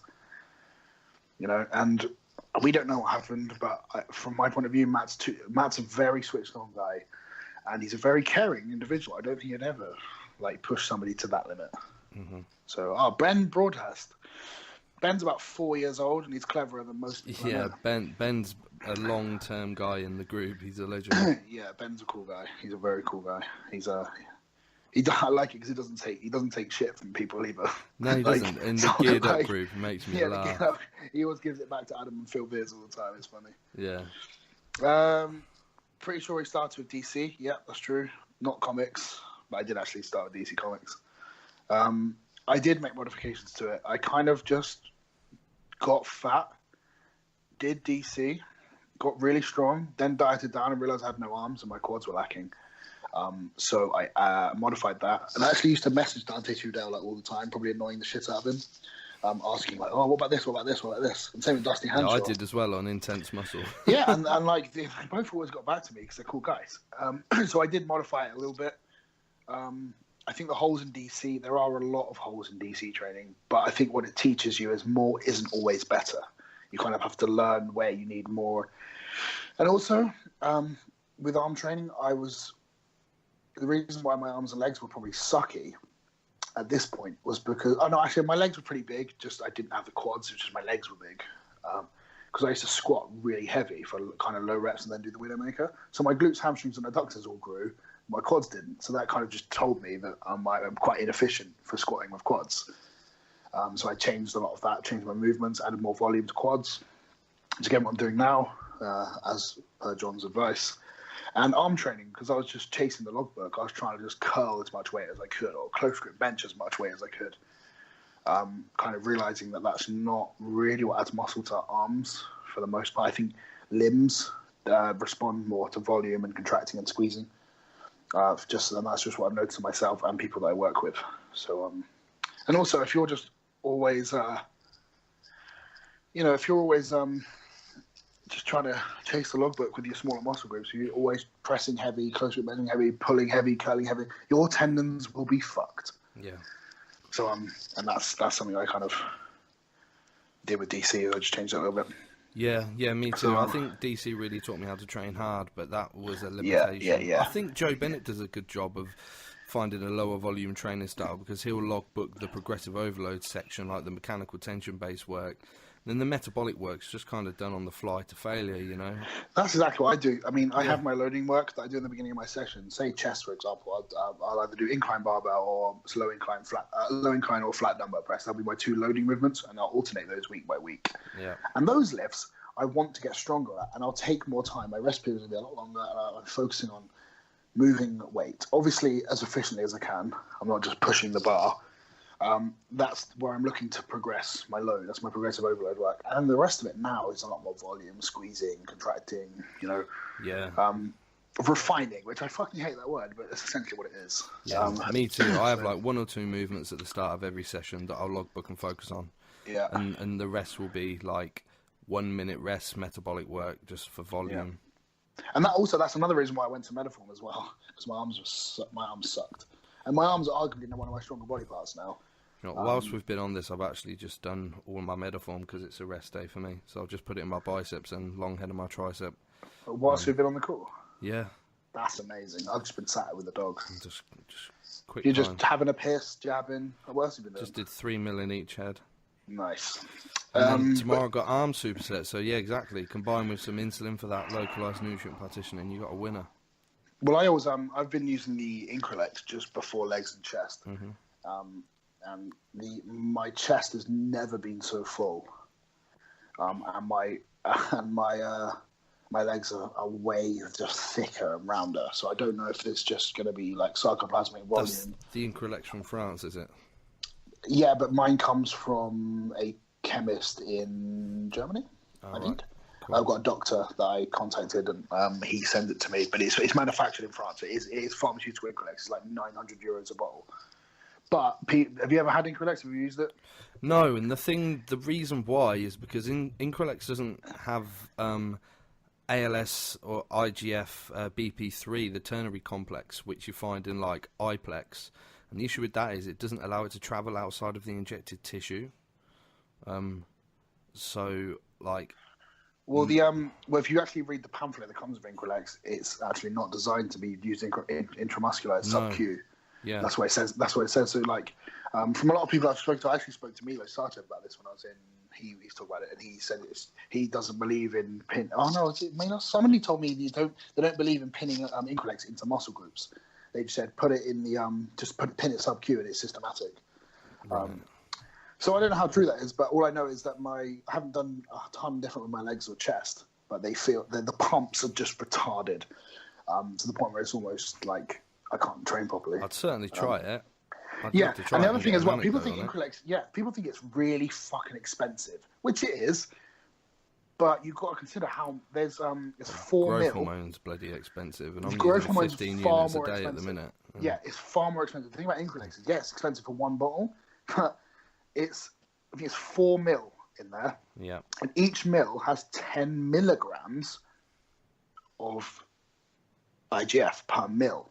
So there's 40 milligrams, not micrograms, which is 40,000 micrograms in one bottle. And you're only supposed to be using like 100 to 150 micrograms at a time. You know, break that down. There's a ton of shots in there.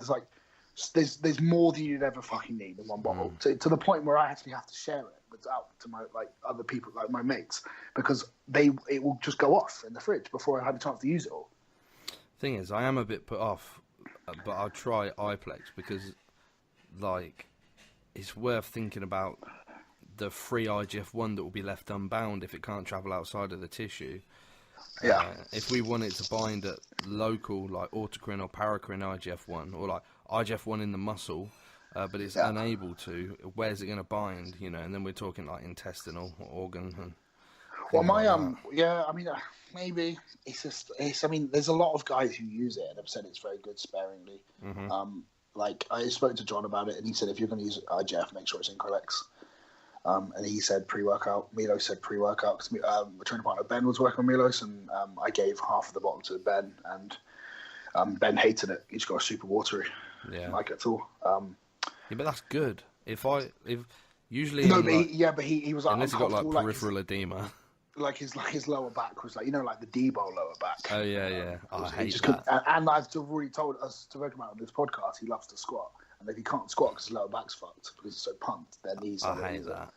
Yeah, so, I'm not. I don't know how sold I am on the Increlex. I'm going to use any tool I have because this is my job. I want to be top 10 in the world. That's my ambition for the next, and I believe it will happen. So I want to use everything I can to get there. So The thing is, as well, on paper you can stimulate just as high localized IGF-1 with growth hormone and insulin and anabolics. Yeah. So I'd probably rather just use more. Yeah, I know a lot of people do, but I had the opportunity to get Increlex, so I thought I'd fucking try it. Yeah, I wouldn't know where to start. I mean, this. The LR3. I've just heard so many people say unless it's Increlex, don't bother. Yeah, it's not real. Don't bother. I know Janashik HPLC tested some underground peptide IGF-1, and some of it came back 100% with active hormone. Oh, really? Yeah. That is very surprising. Because have a look. He actually sponsors our group, and we get reduced. Really? Yeah, we get really cheap HPLC testing off him. And there's a thread in the group where lots of members have mass tested like growth hormone and anabolics and stuff, and then we post up the results. And obviously, because it's just members of the group, there's no lab sellers in there or anything. That's interesting. That's interesting. This is what I mean. It's like it's always that minefield, isn't it? Like everyone's like, all GH from China is fake. Well, that's complete bullshit. Well, why is Antimone the best GH I've ever used? Even though I've used Humatrope from a pharmacist in London, and it was given to me the day he picked it up, and I still prefer Antimone. Yeah, if you look at that thread, I sent in some black tops from China. I don't know if you've heard of the black tops, same as the Meditropes, from a guy called The Provider. It cost me less than £1 per unit, so cheap. Yeah. I sent it in, and it was 100% accurately dosed. It had 15.7 units of growth hormone. The dimer was great, and the purity was higher than on my pharmaceutical omnitropes that I sent in. Yeah, exactly. And this is I've seen a ton of lab results from Antimone as well, and it's always really good. There you go. And Antimone's super cheap, and you can travel with it. It's great. I don't understand why a lot of people. I think it's like there must be reasons why people are spouting this shit. There are considerations over like mutations of the GH molecule that you can't test for if it's made poorly. But I still am convinced that the Chinese make good quality. Well, the other thing is as well, like in China, from my understanding, I could be wrong, but Antimone are now one of the only companies in China that legally has a license by law to make it, and they have to make it to like it has to be tested, it has to be real, it has to be legislated, everything has to be in line because they have a license to make it. So they're essentially making pharmaceutical grade, but their version of it in China. So why would they be pumping out loads of fake fake GHs going into hospitals and things? Yeah. You know, because there's also what I've been told as well. In China, if you get prescribed it, it's normally the 40 IU boxes of Antimone that you'll get. Yeah. Why would that be fake? I don't understand why they would just put out shit, you know. At the same time, I wonder why an FDA-grade, GMP-approved facility would send out as little as 40 units to John Smith in Newcastle and risk losing their license. Well, because I think there's massive. I think there's like overseas loopholes, isn't there? I've got no idea. So I think so. I'd imagine when you contact them, I mean, I don't know this, but I'd be guessing they have an exporter like Alpha Pharma. Like they'd have somebody that exports it that isn't really their responsibility, so they can give it to wherever they want. It's not, if they're not exporting it, then who fucking cares? You know, it's and also GH isn't technically illegal in this country, so they're not sending. You know, so I think maybe the rules are just different in China. Like you can, like in Turkey, you can buy Humatrope. So I can go to Turkey and I can can I order 50 kits and they'll just call up whoever their pharmaceutical supplier is. JA wants 50 boxes of 70 IU Humatrope, and they'll just send it like it's protein powder because I think their rules are different there. And things are just very different across the board. So I don't know. A lot of this is me probably talking bollocks. It's just from what I've heard, and if I'm completely wrong, then why is it so easy to get a lot of these things? Yeah. You know, so it's Have you ever been to Thailand? No. Oh, I'm going there for a month in December, and I'm a bit like worried, like what I'm going to do. But I'm pretty sure it's pretty easy to get. Yeah, apparently it is. Yeah. Because I mean, I've been into I went to Egypt a couple of years ago, and I went into a pharmacy and bought some bits and pieces. I mostly bought diuretics and pharmaceutical helotestin. I got some pharmaceutical ephedrine. What else did I get? Got a couple of little bits and pieces out there. I just want some test and growth just to type in. Yeah, but like I don't know. I just don't know why everyone's like, all GH is fake. It's so hard to get real GH. Really? Yeah, because why is there so many big, fucking huge bodybuilders? If it's all fake, do you think like Phil Heath has some like magic potion that he's getting that nobody else is getting? Yeah. Like how are all these huge bodybuilders getting all this stuff? But you can't. You're talking bollocks. Yeah. Like I don't think it's quite as difficult to get a lot of these things as you think it is. And I guess. If Antimone if they have a license to sell it and they can sell it and they can send it to the UK, then there's probably loopholes in the law that we're not aware of because we're not Chinese. So there must be some reason why they're allowed to do that, or they're getting a third party to export it for them. I don't know, but I'm not complaining because I can order it direct. So I'm just looking at the thread now, and of the 3 growth hormones that have been sent in, all of them have come back good, and they're all generic. Yeah. It's like if it's such a massive. That's the thing as well. it's got to be a multi-billion-dollar industry over there. It has to be. So if they're going to be pumping out fakes, somebody will catch on. The industry would collapse on itself. Yeah. You know, if you're selling something and it isn't real, it won't last. It can't last because they're not selling what they're supposed to be selling. You know, so surely I don't know. It makes no sense why all these companies would be selling fake stuff unless people have an agenda and that's why they're telling everyone that it's fake. But I've seen too many people use generics and just transform. So who knows? It's a very interesting subject. Something you probably better talked about another time. But I think we have one more question here, which is ask him why he doesn't just nail his condition. It'd do so well if he just got peeled, which he's then prefaced that it's a joke. But you're right. I'm fucking trying. If anyone can, that's John's job. Hopefully John listens to this. Because I want to get diced next year. I'm going to show. That'd be good. Yeah, I think next year is your year, man.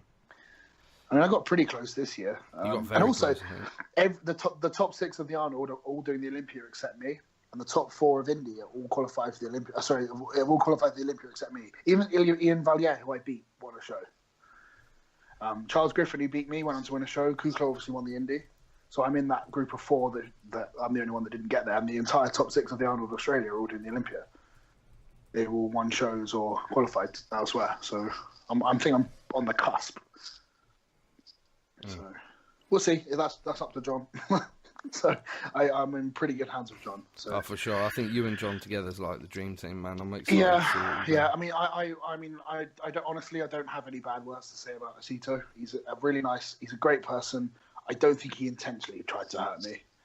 It was just a perfect storm of issues that, I mean, maybe my feedback should have been better. Maybe I should have told him how rough I really felt.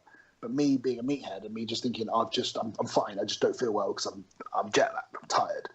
When really I maybe should have taken a step back and explained how I felt, or even just kind of read into it a little bit more. But it's not Chris's fault.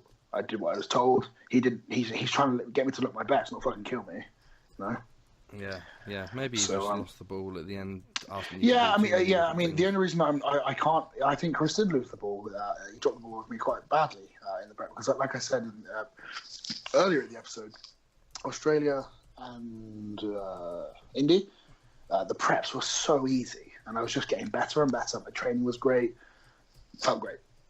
When I went to California, he hammered me into the ground and I looked shit, and then I nearly died at the end. So I think he just and everything he was saying, like you can never be pushed too hard, you can't do too much cardio, it doesn't work for you.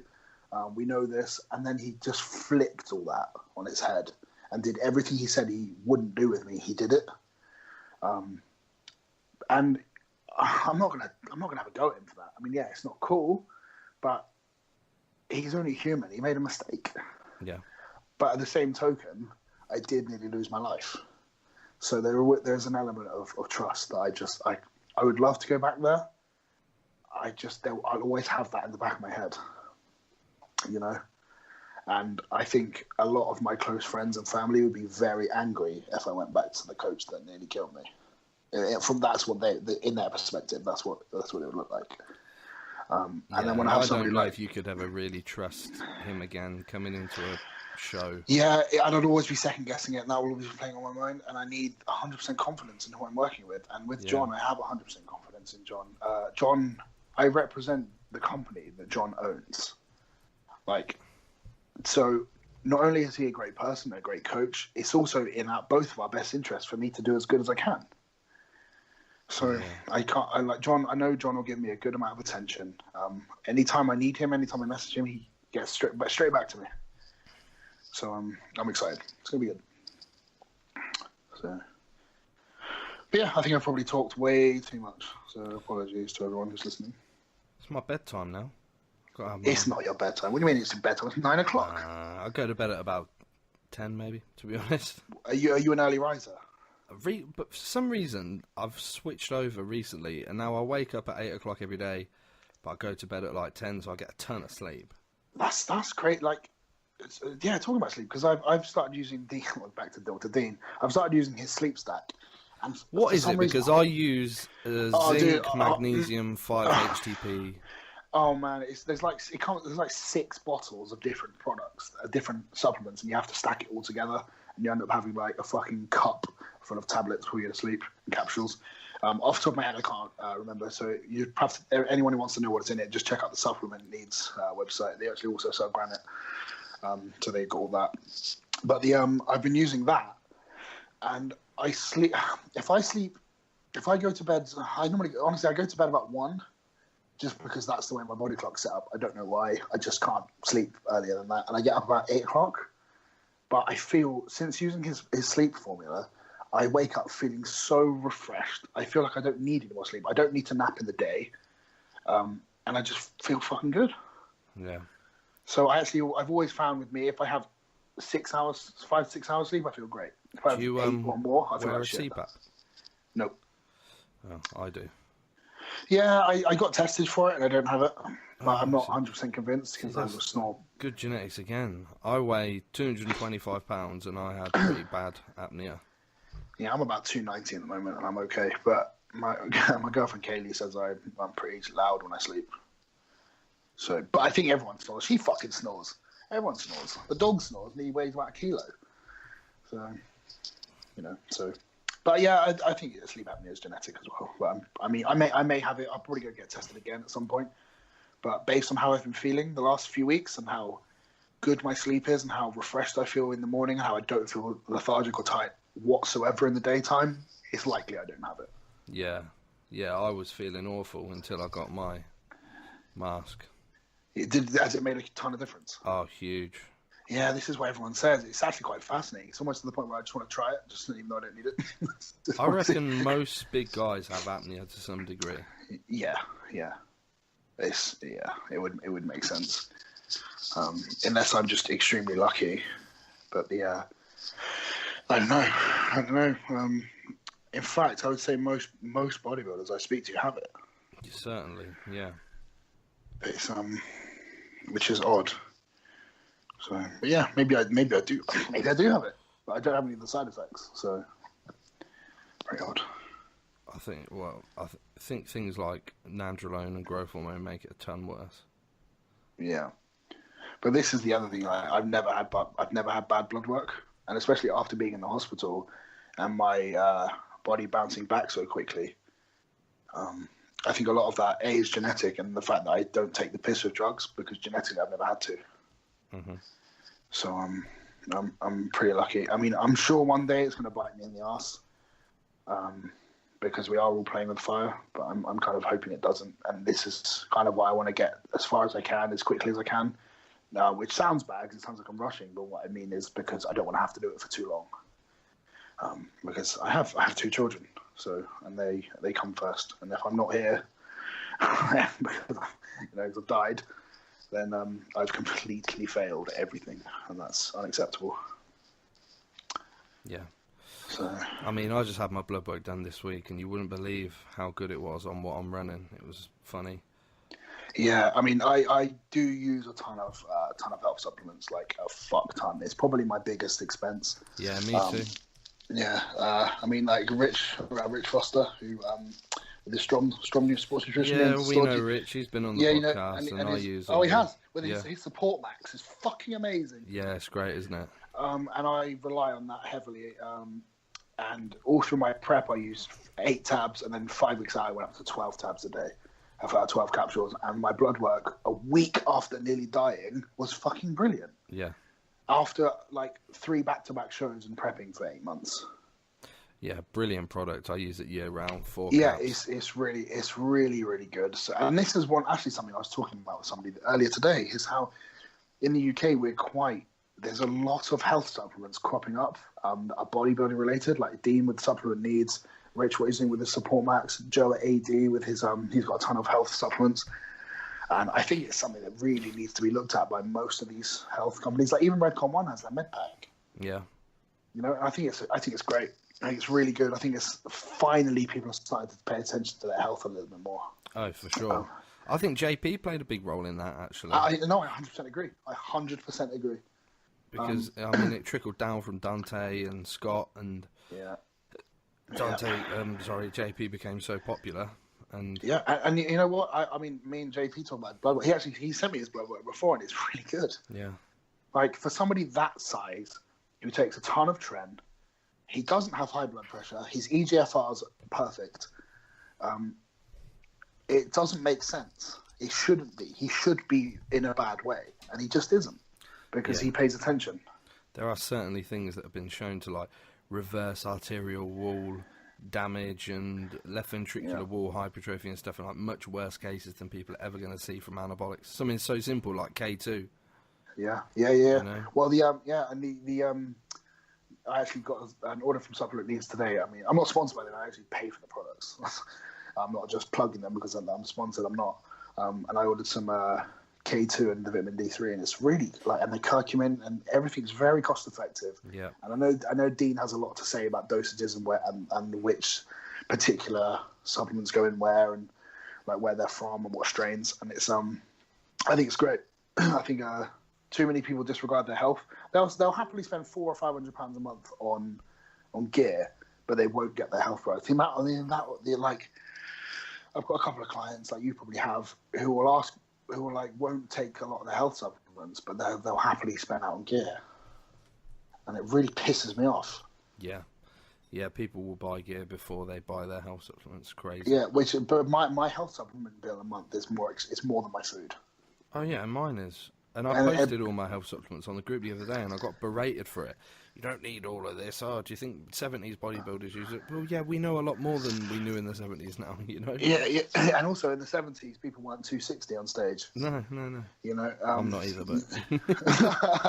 Yeah, but you just told me you're running a shit ton of gear and your blood work's good. Yeah, So what does that tell you? Well, yeah, there you go. So, you know what? Even if it works, because people say, oh, you know, it barely works, or it's not worth taking. Well, if it works 1% or 2%, I'm gonna use it. Yeah. Because when it comes to all aspects of bodybuilding, if something's gonna give me that little bit, it's either gonna help me improve my physique or improve my health, even by a tiny margin, I'm gonna do it. You know?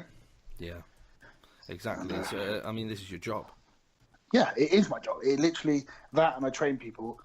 That is my job. They are my jobs, and it's like, and I want to be the best I can be at them. You know, I'm in a position now where I have to pay attention to every detail, because I am a bit of a perfectionist. I don't like doing things by halves. Again, if I'm going to do something, I want to be as good as I can be at it, and you can't be as good as you want to be at bodybuilding if your insides are fucked up. No, longevity is needed in a sport that you peak later than other sports. Yeah. You know, and I think there has been deaths in the sport because they haven't paid attention. Yeah. Because you know, like one of the things I took away from Justin Harris is using lisinopril year round. Oh, I use an ARB year round. I use what's the one that begins with T? Telmarcitan. But yeah, no, I use lisinopril all year round, and my blood pressure's always in range. Even if I'm like 304 pounds, my blood pressure's in range. Yeah, there's no reason not to. I think the new angiotensin receptor drugs are better than ACE inhibitors personally. Oh, they are? Okay. That's interesting. But that's the thing, Justin used to be a cardiologist, so heart health, things like that, he's very good with. The thing with the new angiotensin receptor drugs is they also block RAAS, which is something that causes left ventricular wall hypertrophy with drugs like nandrolone. Yeah. As well as control your blood pressure. Yeah, so I run. Do you know what's funny? It always seems like nandrolone is always causing so many fucking problems. Yeah, but you know, it is also extremely anabolic. But so is Primo, so is Test. And if you're like me and you can't use Deca, there's other ways around it. And they're like, yeah, you know, I like people Deca. Always, and that's great, and your blood work's fine, and you like it. Yeah. But people just use certain drugs because they think they're supposed to use them. How many fucking people, beginners, are sus, Deca, and Debo? Yeah. It's like, fucking hell. Just there's way better options than that. Debo, in my opinion, has zero place in bodybuilding anymore. It's like the equivalent of eating fucking liver tabs versus fillet steak. Yeah. for your protein source. That's how I love it is liver to me. tabs. I'm just gonna say that. Yeah, or just having like fucking sausages instead of a prime piece of grass-fed beef. Yeah. It's like you always want to go. There's much better options out there, and I think D-Bowl is pretty dated. So I don't know what your opinion on that is, but I've never known anyone to actually get anything good from D-Bowl. I think D-Bowl age roll combo works well because estrogen is so contributing to hypertrophy, but the issue is the side effects that most people get. Exactly. And then you have to run an AI, and it's like AIs Yeah. are awful, and they're just trash your exactly. lipids. And so, then exactly. yeah, Like use if I use an Amazon. AI, it's always Aromacin, or I know it's not an AI, but I use tamoxifen as well. Yeah, I And, mean, I've got my- Raloxifene on hand, but I don't use anything at the minute. Well, you just said you don't need to. No, and I'll keep it that way. If it does How- get to the point, How do you feel as well? Do you feel good? the higher my estrogen, the better I feel. But it's a ratio, you know. People go get their blood work and they want their estrogen in range when their testosterone's 100 times the range. It doesn't make sense. That's not how the androgen to estrogen ratios work, and that's what mediates side effects. You know, androgen activity at the estrogen receptor versus estrogen activity at the estrogen receptor. You know, my estrogen was over 200, but my testosterone's going to be like tens of thousands. So why would it be? Why would my estrogen be like 20? Yeah, exactly. Makes no sense. Yeah, but this is I mean, this is what's cool about bodybuilding these days is people are learning more. I actually feel for the most part what people have been doing for years and years and years. It's actually a lot of that's actually getting backed up by science rather than disproved. Yeah. Which seems to be right. quite nice. I mean, I just know so many quote unquote coaches who are local coaches that have read a fucking Brad Schoenfield article and cherry picked the fuck out of it. Yeah. And now they're experts. And now they're experts in cardio when they actually and because they're doing things blindly just because a study says it. Yeah, I think objective anecdote from the right people is worth just as much as any research paper, but you know, objective anecdote from the right people being important. Yeah, and a lot of the thing is just learning things yourself. Yeah, as well. Biological into individuality as well. Yeah, and it's like, I think that's why. I mean, a lot of old school bodybuilders really hate coaches. Yeah, and I think one of the best things they can do is hire a coach. Yeah, because and the main reason for that is because there's so much shit information out.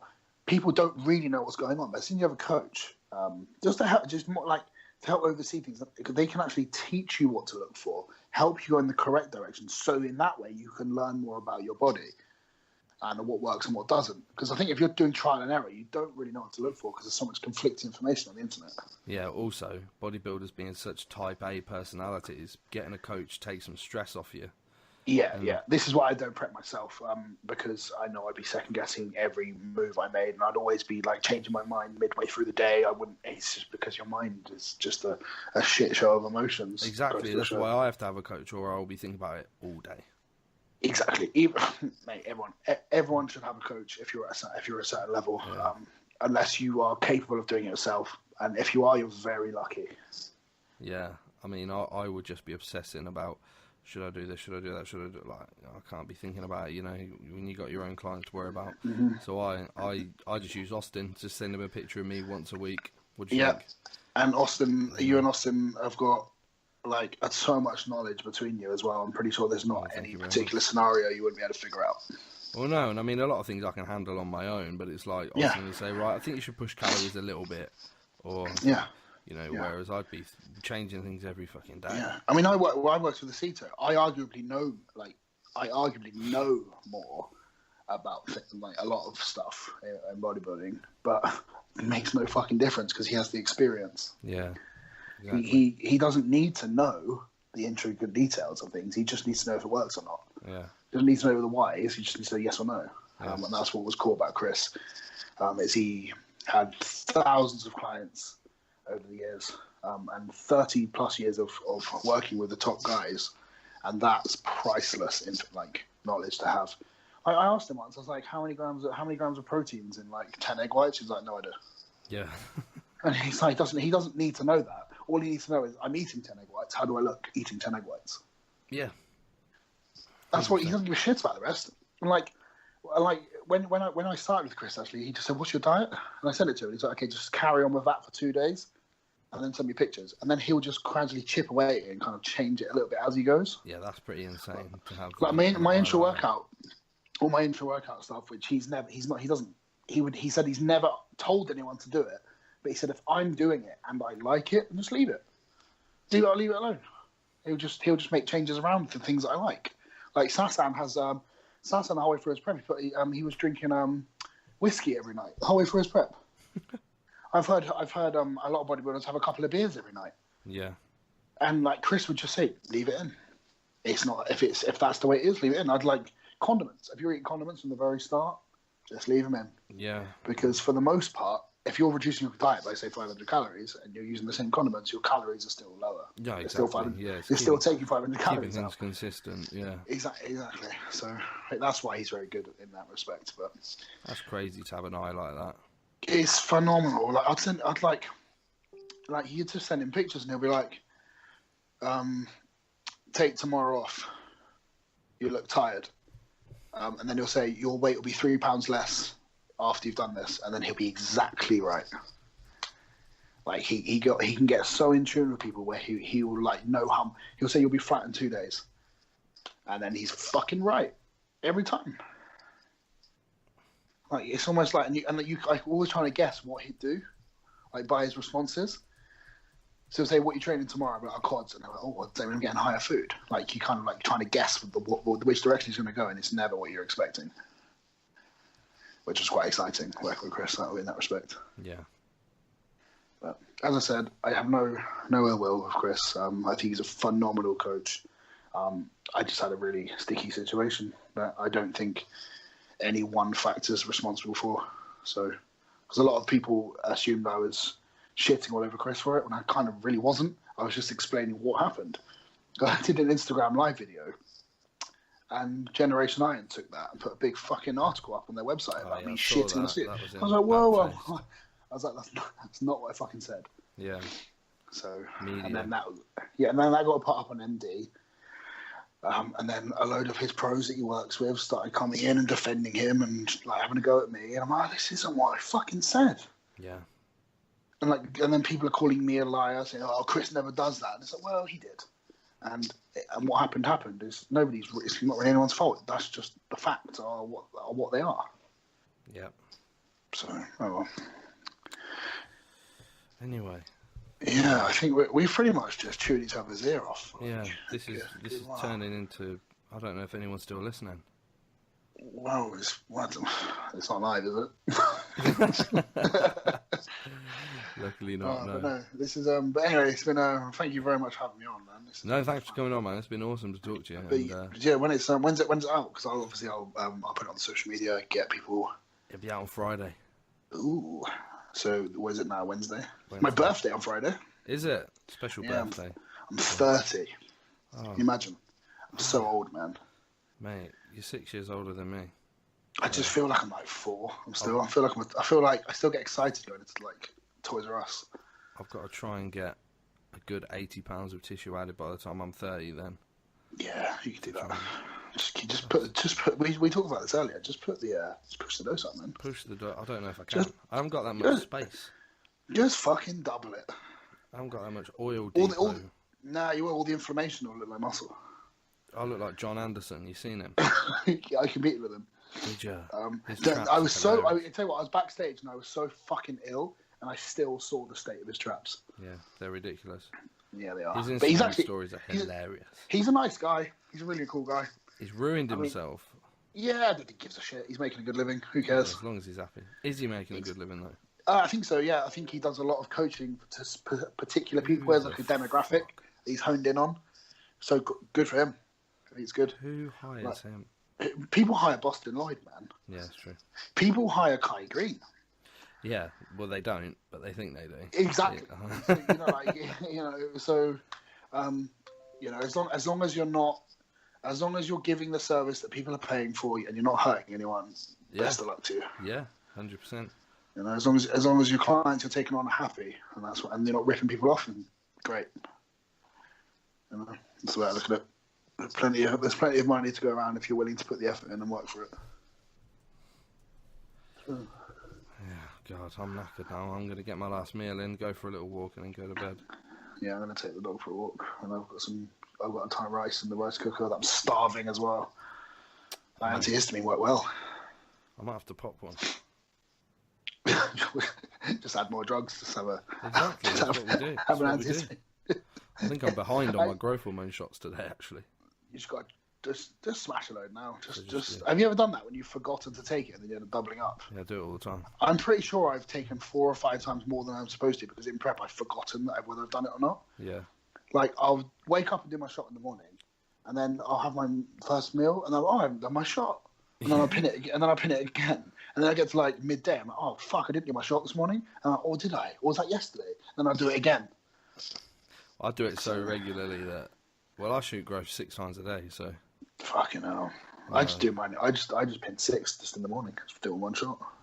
I want to try and keep that systemic IGF-1 low as possible. Yeah, I quite want mine high for now. It's the whole GH anyway, so it's not a big. The whole GH thing is like,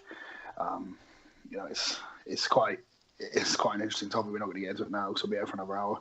Yeah, have a look at Chester Rockwell's articles in the group. He's really the GH god. No one's researched it more than him. That's cool. Well, the one thing I've always thought is like the way that pharmaceutical companies do it when they obviously prescribe it to children. The doctors and the physicians who prescribe it, when they give it to children, they just say to just take it in one big dosage once a day. Yeah, the issue is, though, and Chester's covered this, is that because there is a difference between skeletal muscle hypertrophy from growth hormone and bone and tendon growth from growth hormone. Yeah, I've heard that as well, but I could be wrong, but I've heard it's dose dependent. It doesn't matter how often or what your dosage is, as long as you're not going over that threshold. Well, there's a few issues. Firstly, systemic IGF-1 will raise the more growth hormone that you use, but we want paracrine and autocrine IGF-1, which is IGF-1 the muscle cell, and systemic IGF-1 acts as a negative feedback regulator to localize IGF-1. So essentially, you want to use as small a dose as frequently as possible. And if you look at the half-life, we're talking about every 2 to 3 hours, no more than maybe 2 to 3 units. And I know Datby True wrote about that a lot on his forum also. For hypertrophy specifically, that's what you want. Sure, it's really interesting. I mean, every single coach I've worked with all had a different way of doing it. Yeah. And like John says post-workout, I just do it in the mornings, otherwise I'd forget. Jansen said pre. If it's for hypertrophy, the timing doesn't make any difference, really. Yeah, and then but like Justin always said, doesn't fucking matter, just inject it. That's all that matters. Are you using growth hormone? Yes, then just inject it and it'll do its job.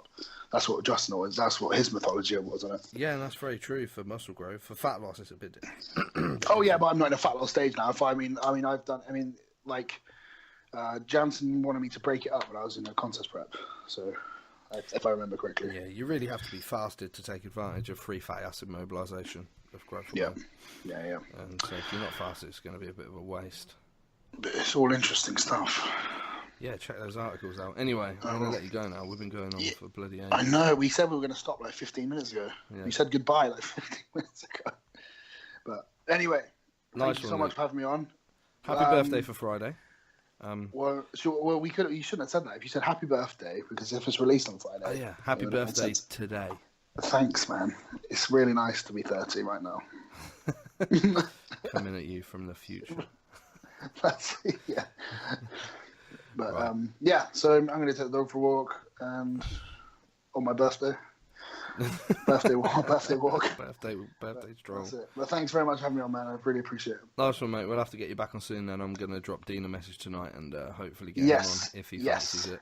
He'll probably be like, who the fuck's this idiot? Well, just say you just tell him I just had me on, and I recommended he goes on because he's got a brain the size of the Isle of Wight. Mars, yeah, nice one. Sweet. All right, Luke, thanks again, mate. Take it easy, buddy. I'll tag you on Friday today. On my birthday. on your birthday. Yeah. Sweet. All right, mate. I'll speak to you soon. Night, mate. Bye bye. See you later, man. Bye bye. Okay, guys, hope you enjoyed that one. Firstly, I just want to wish Luke a very happy birthday for today, as it is Friday morning, and I'm just putting out this podcast. Just want to get the official stuff out of the way. We always put it in at the end, so if you don't want to listen, just do feel free to switch off now, as it is just going to be talking about the sponsors. But if not, please do stay on, because the sponsors allow this podcast to keep carrying on. So big shout out to our sponsors. Firstly, Mediphorm site enhancement, www.mediphorm.com. Mediphorm is the very first of its kind, highly advanced hyaluronic acid based site enhancement product. All three of us on the podcast today regularly use and endorse Mediphorm. It really is the best form of site enhancement out there in bodybuilding today. I've seen a few new hyaluronic acid products cropping up trying to copy Mediphorm that are quite a bit cheaper. You get what you pay for at the end of the day. Don't go that way, especially the ones that you have to mix yourself and things like that. I really wouldn't recommend. So benefits of Mediphorm: self-dispersing, so no lumps, clumps or blurring of condition like you get with the oil-based.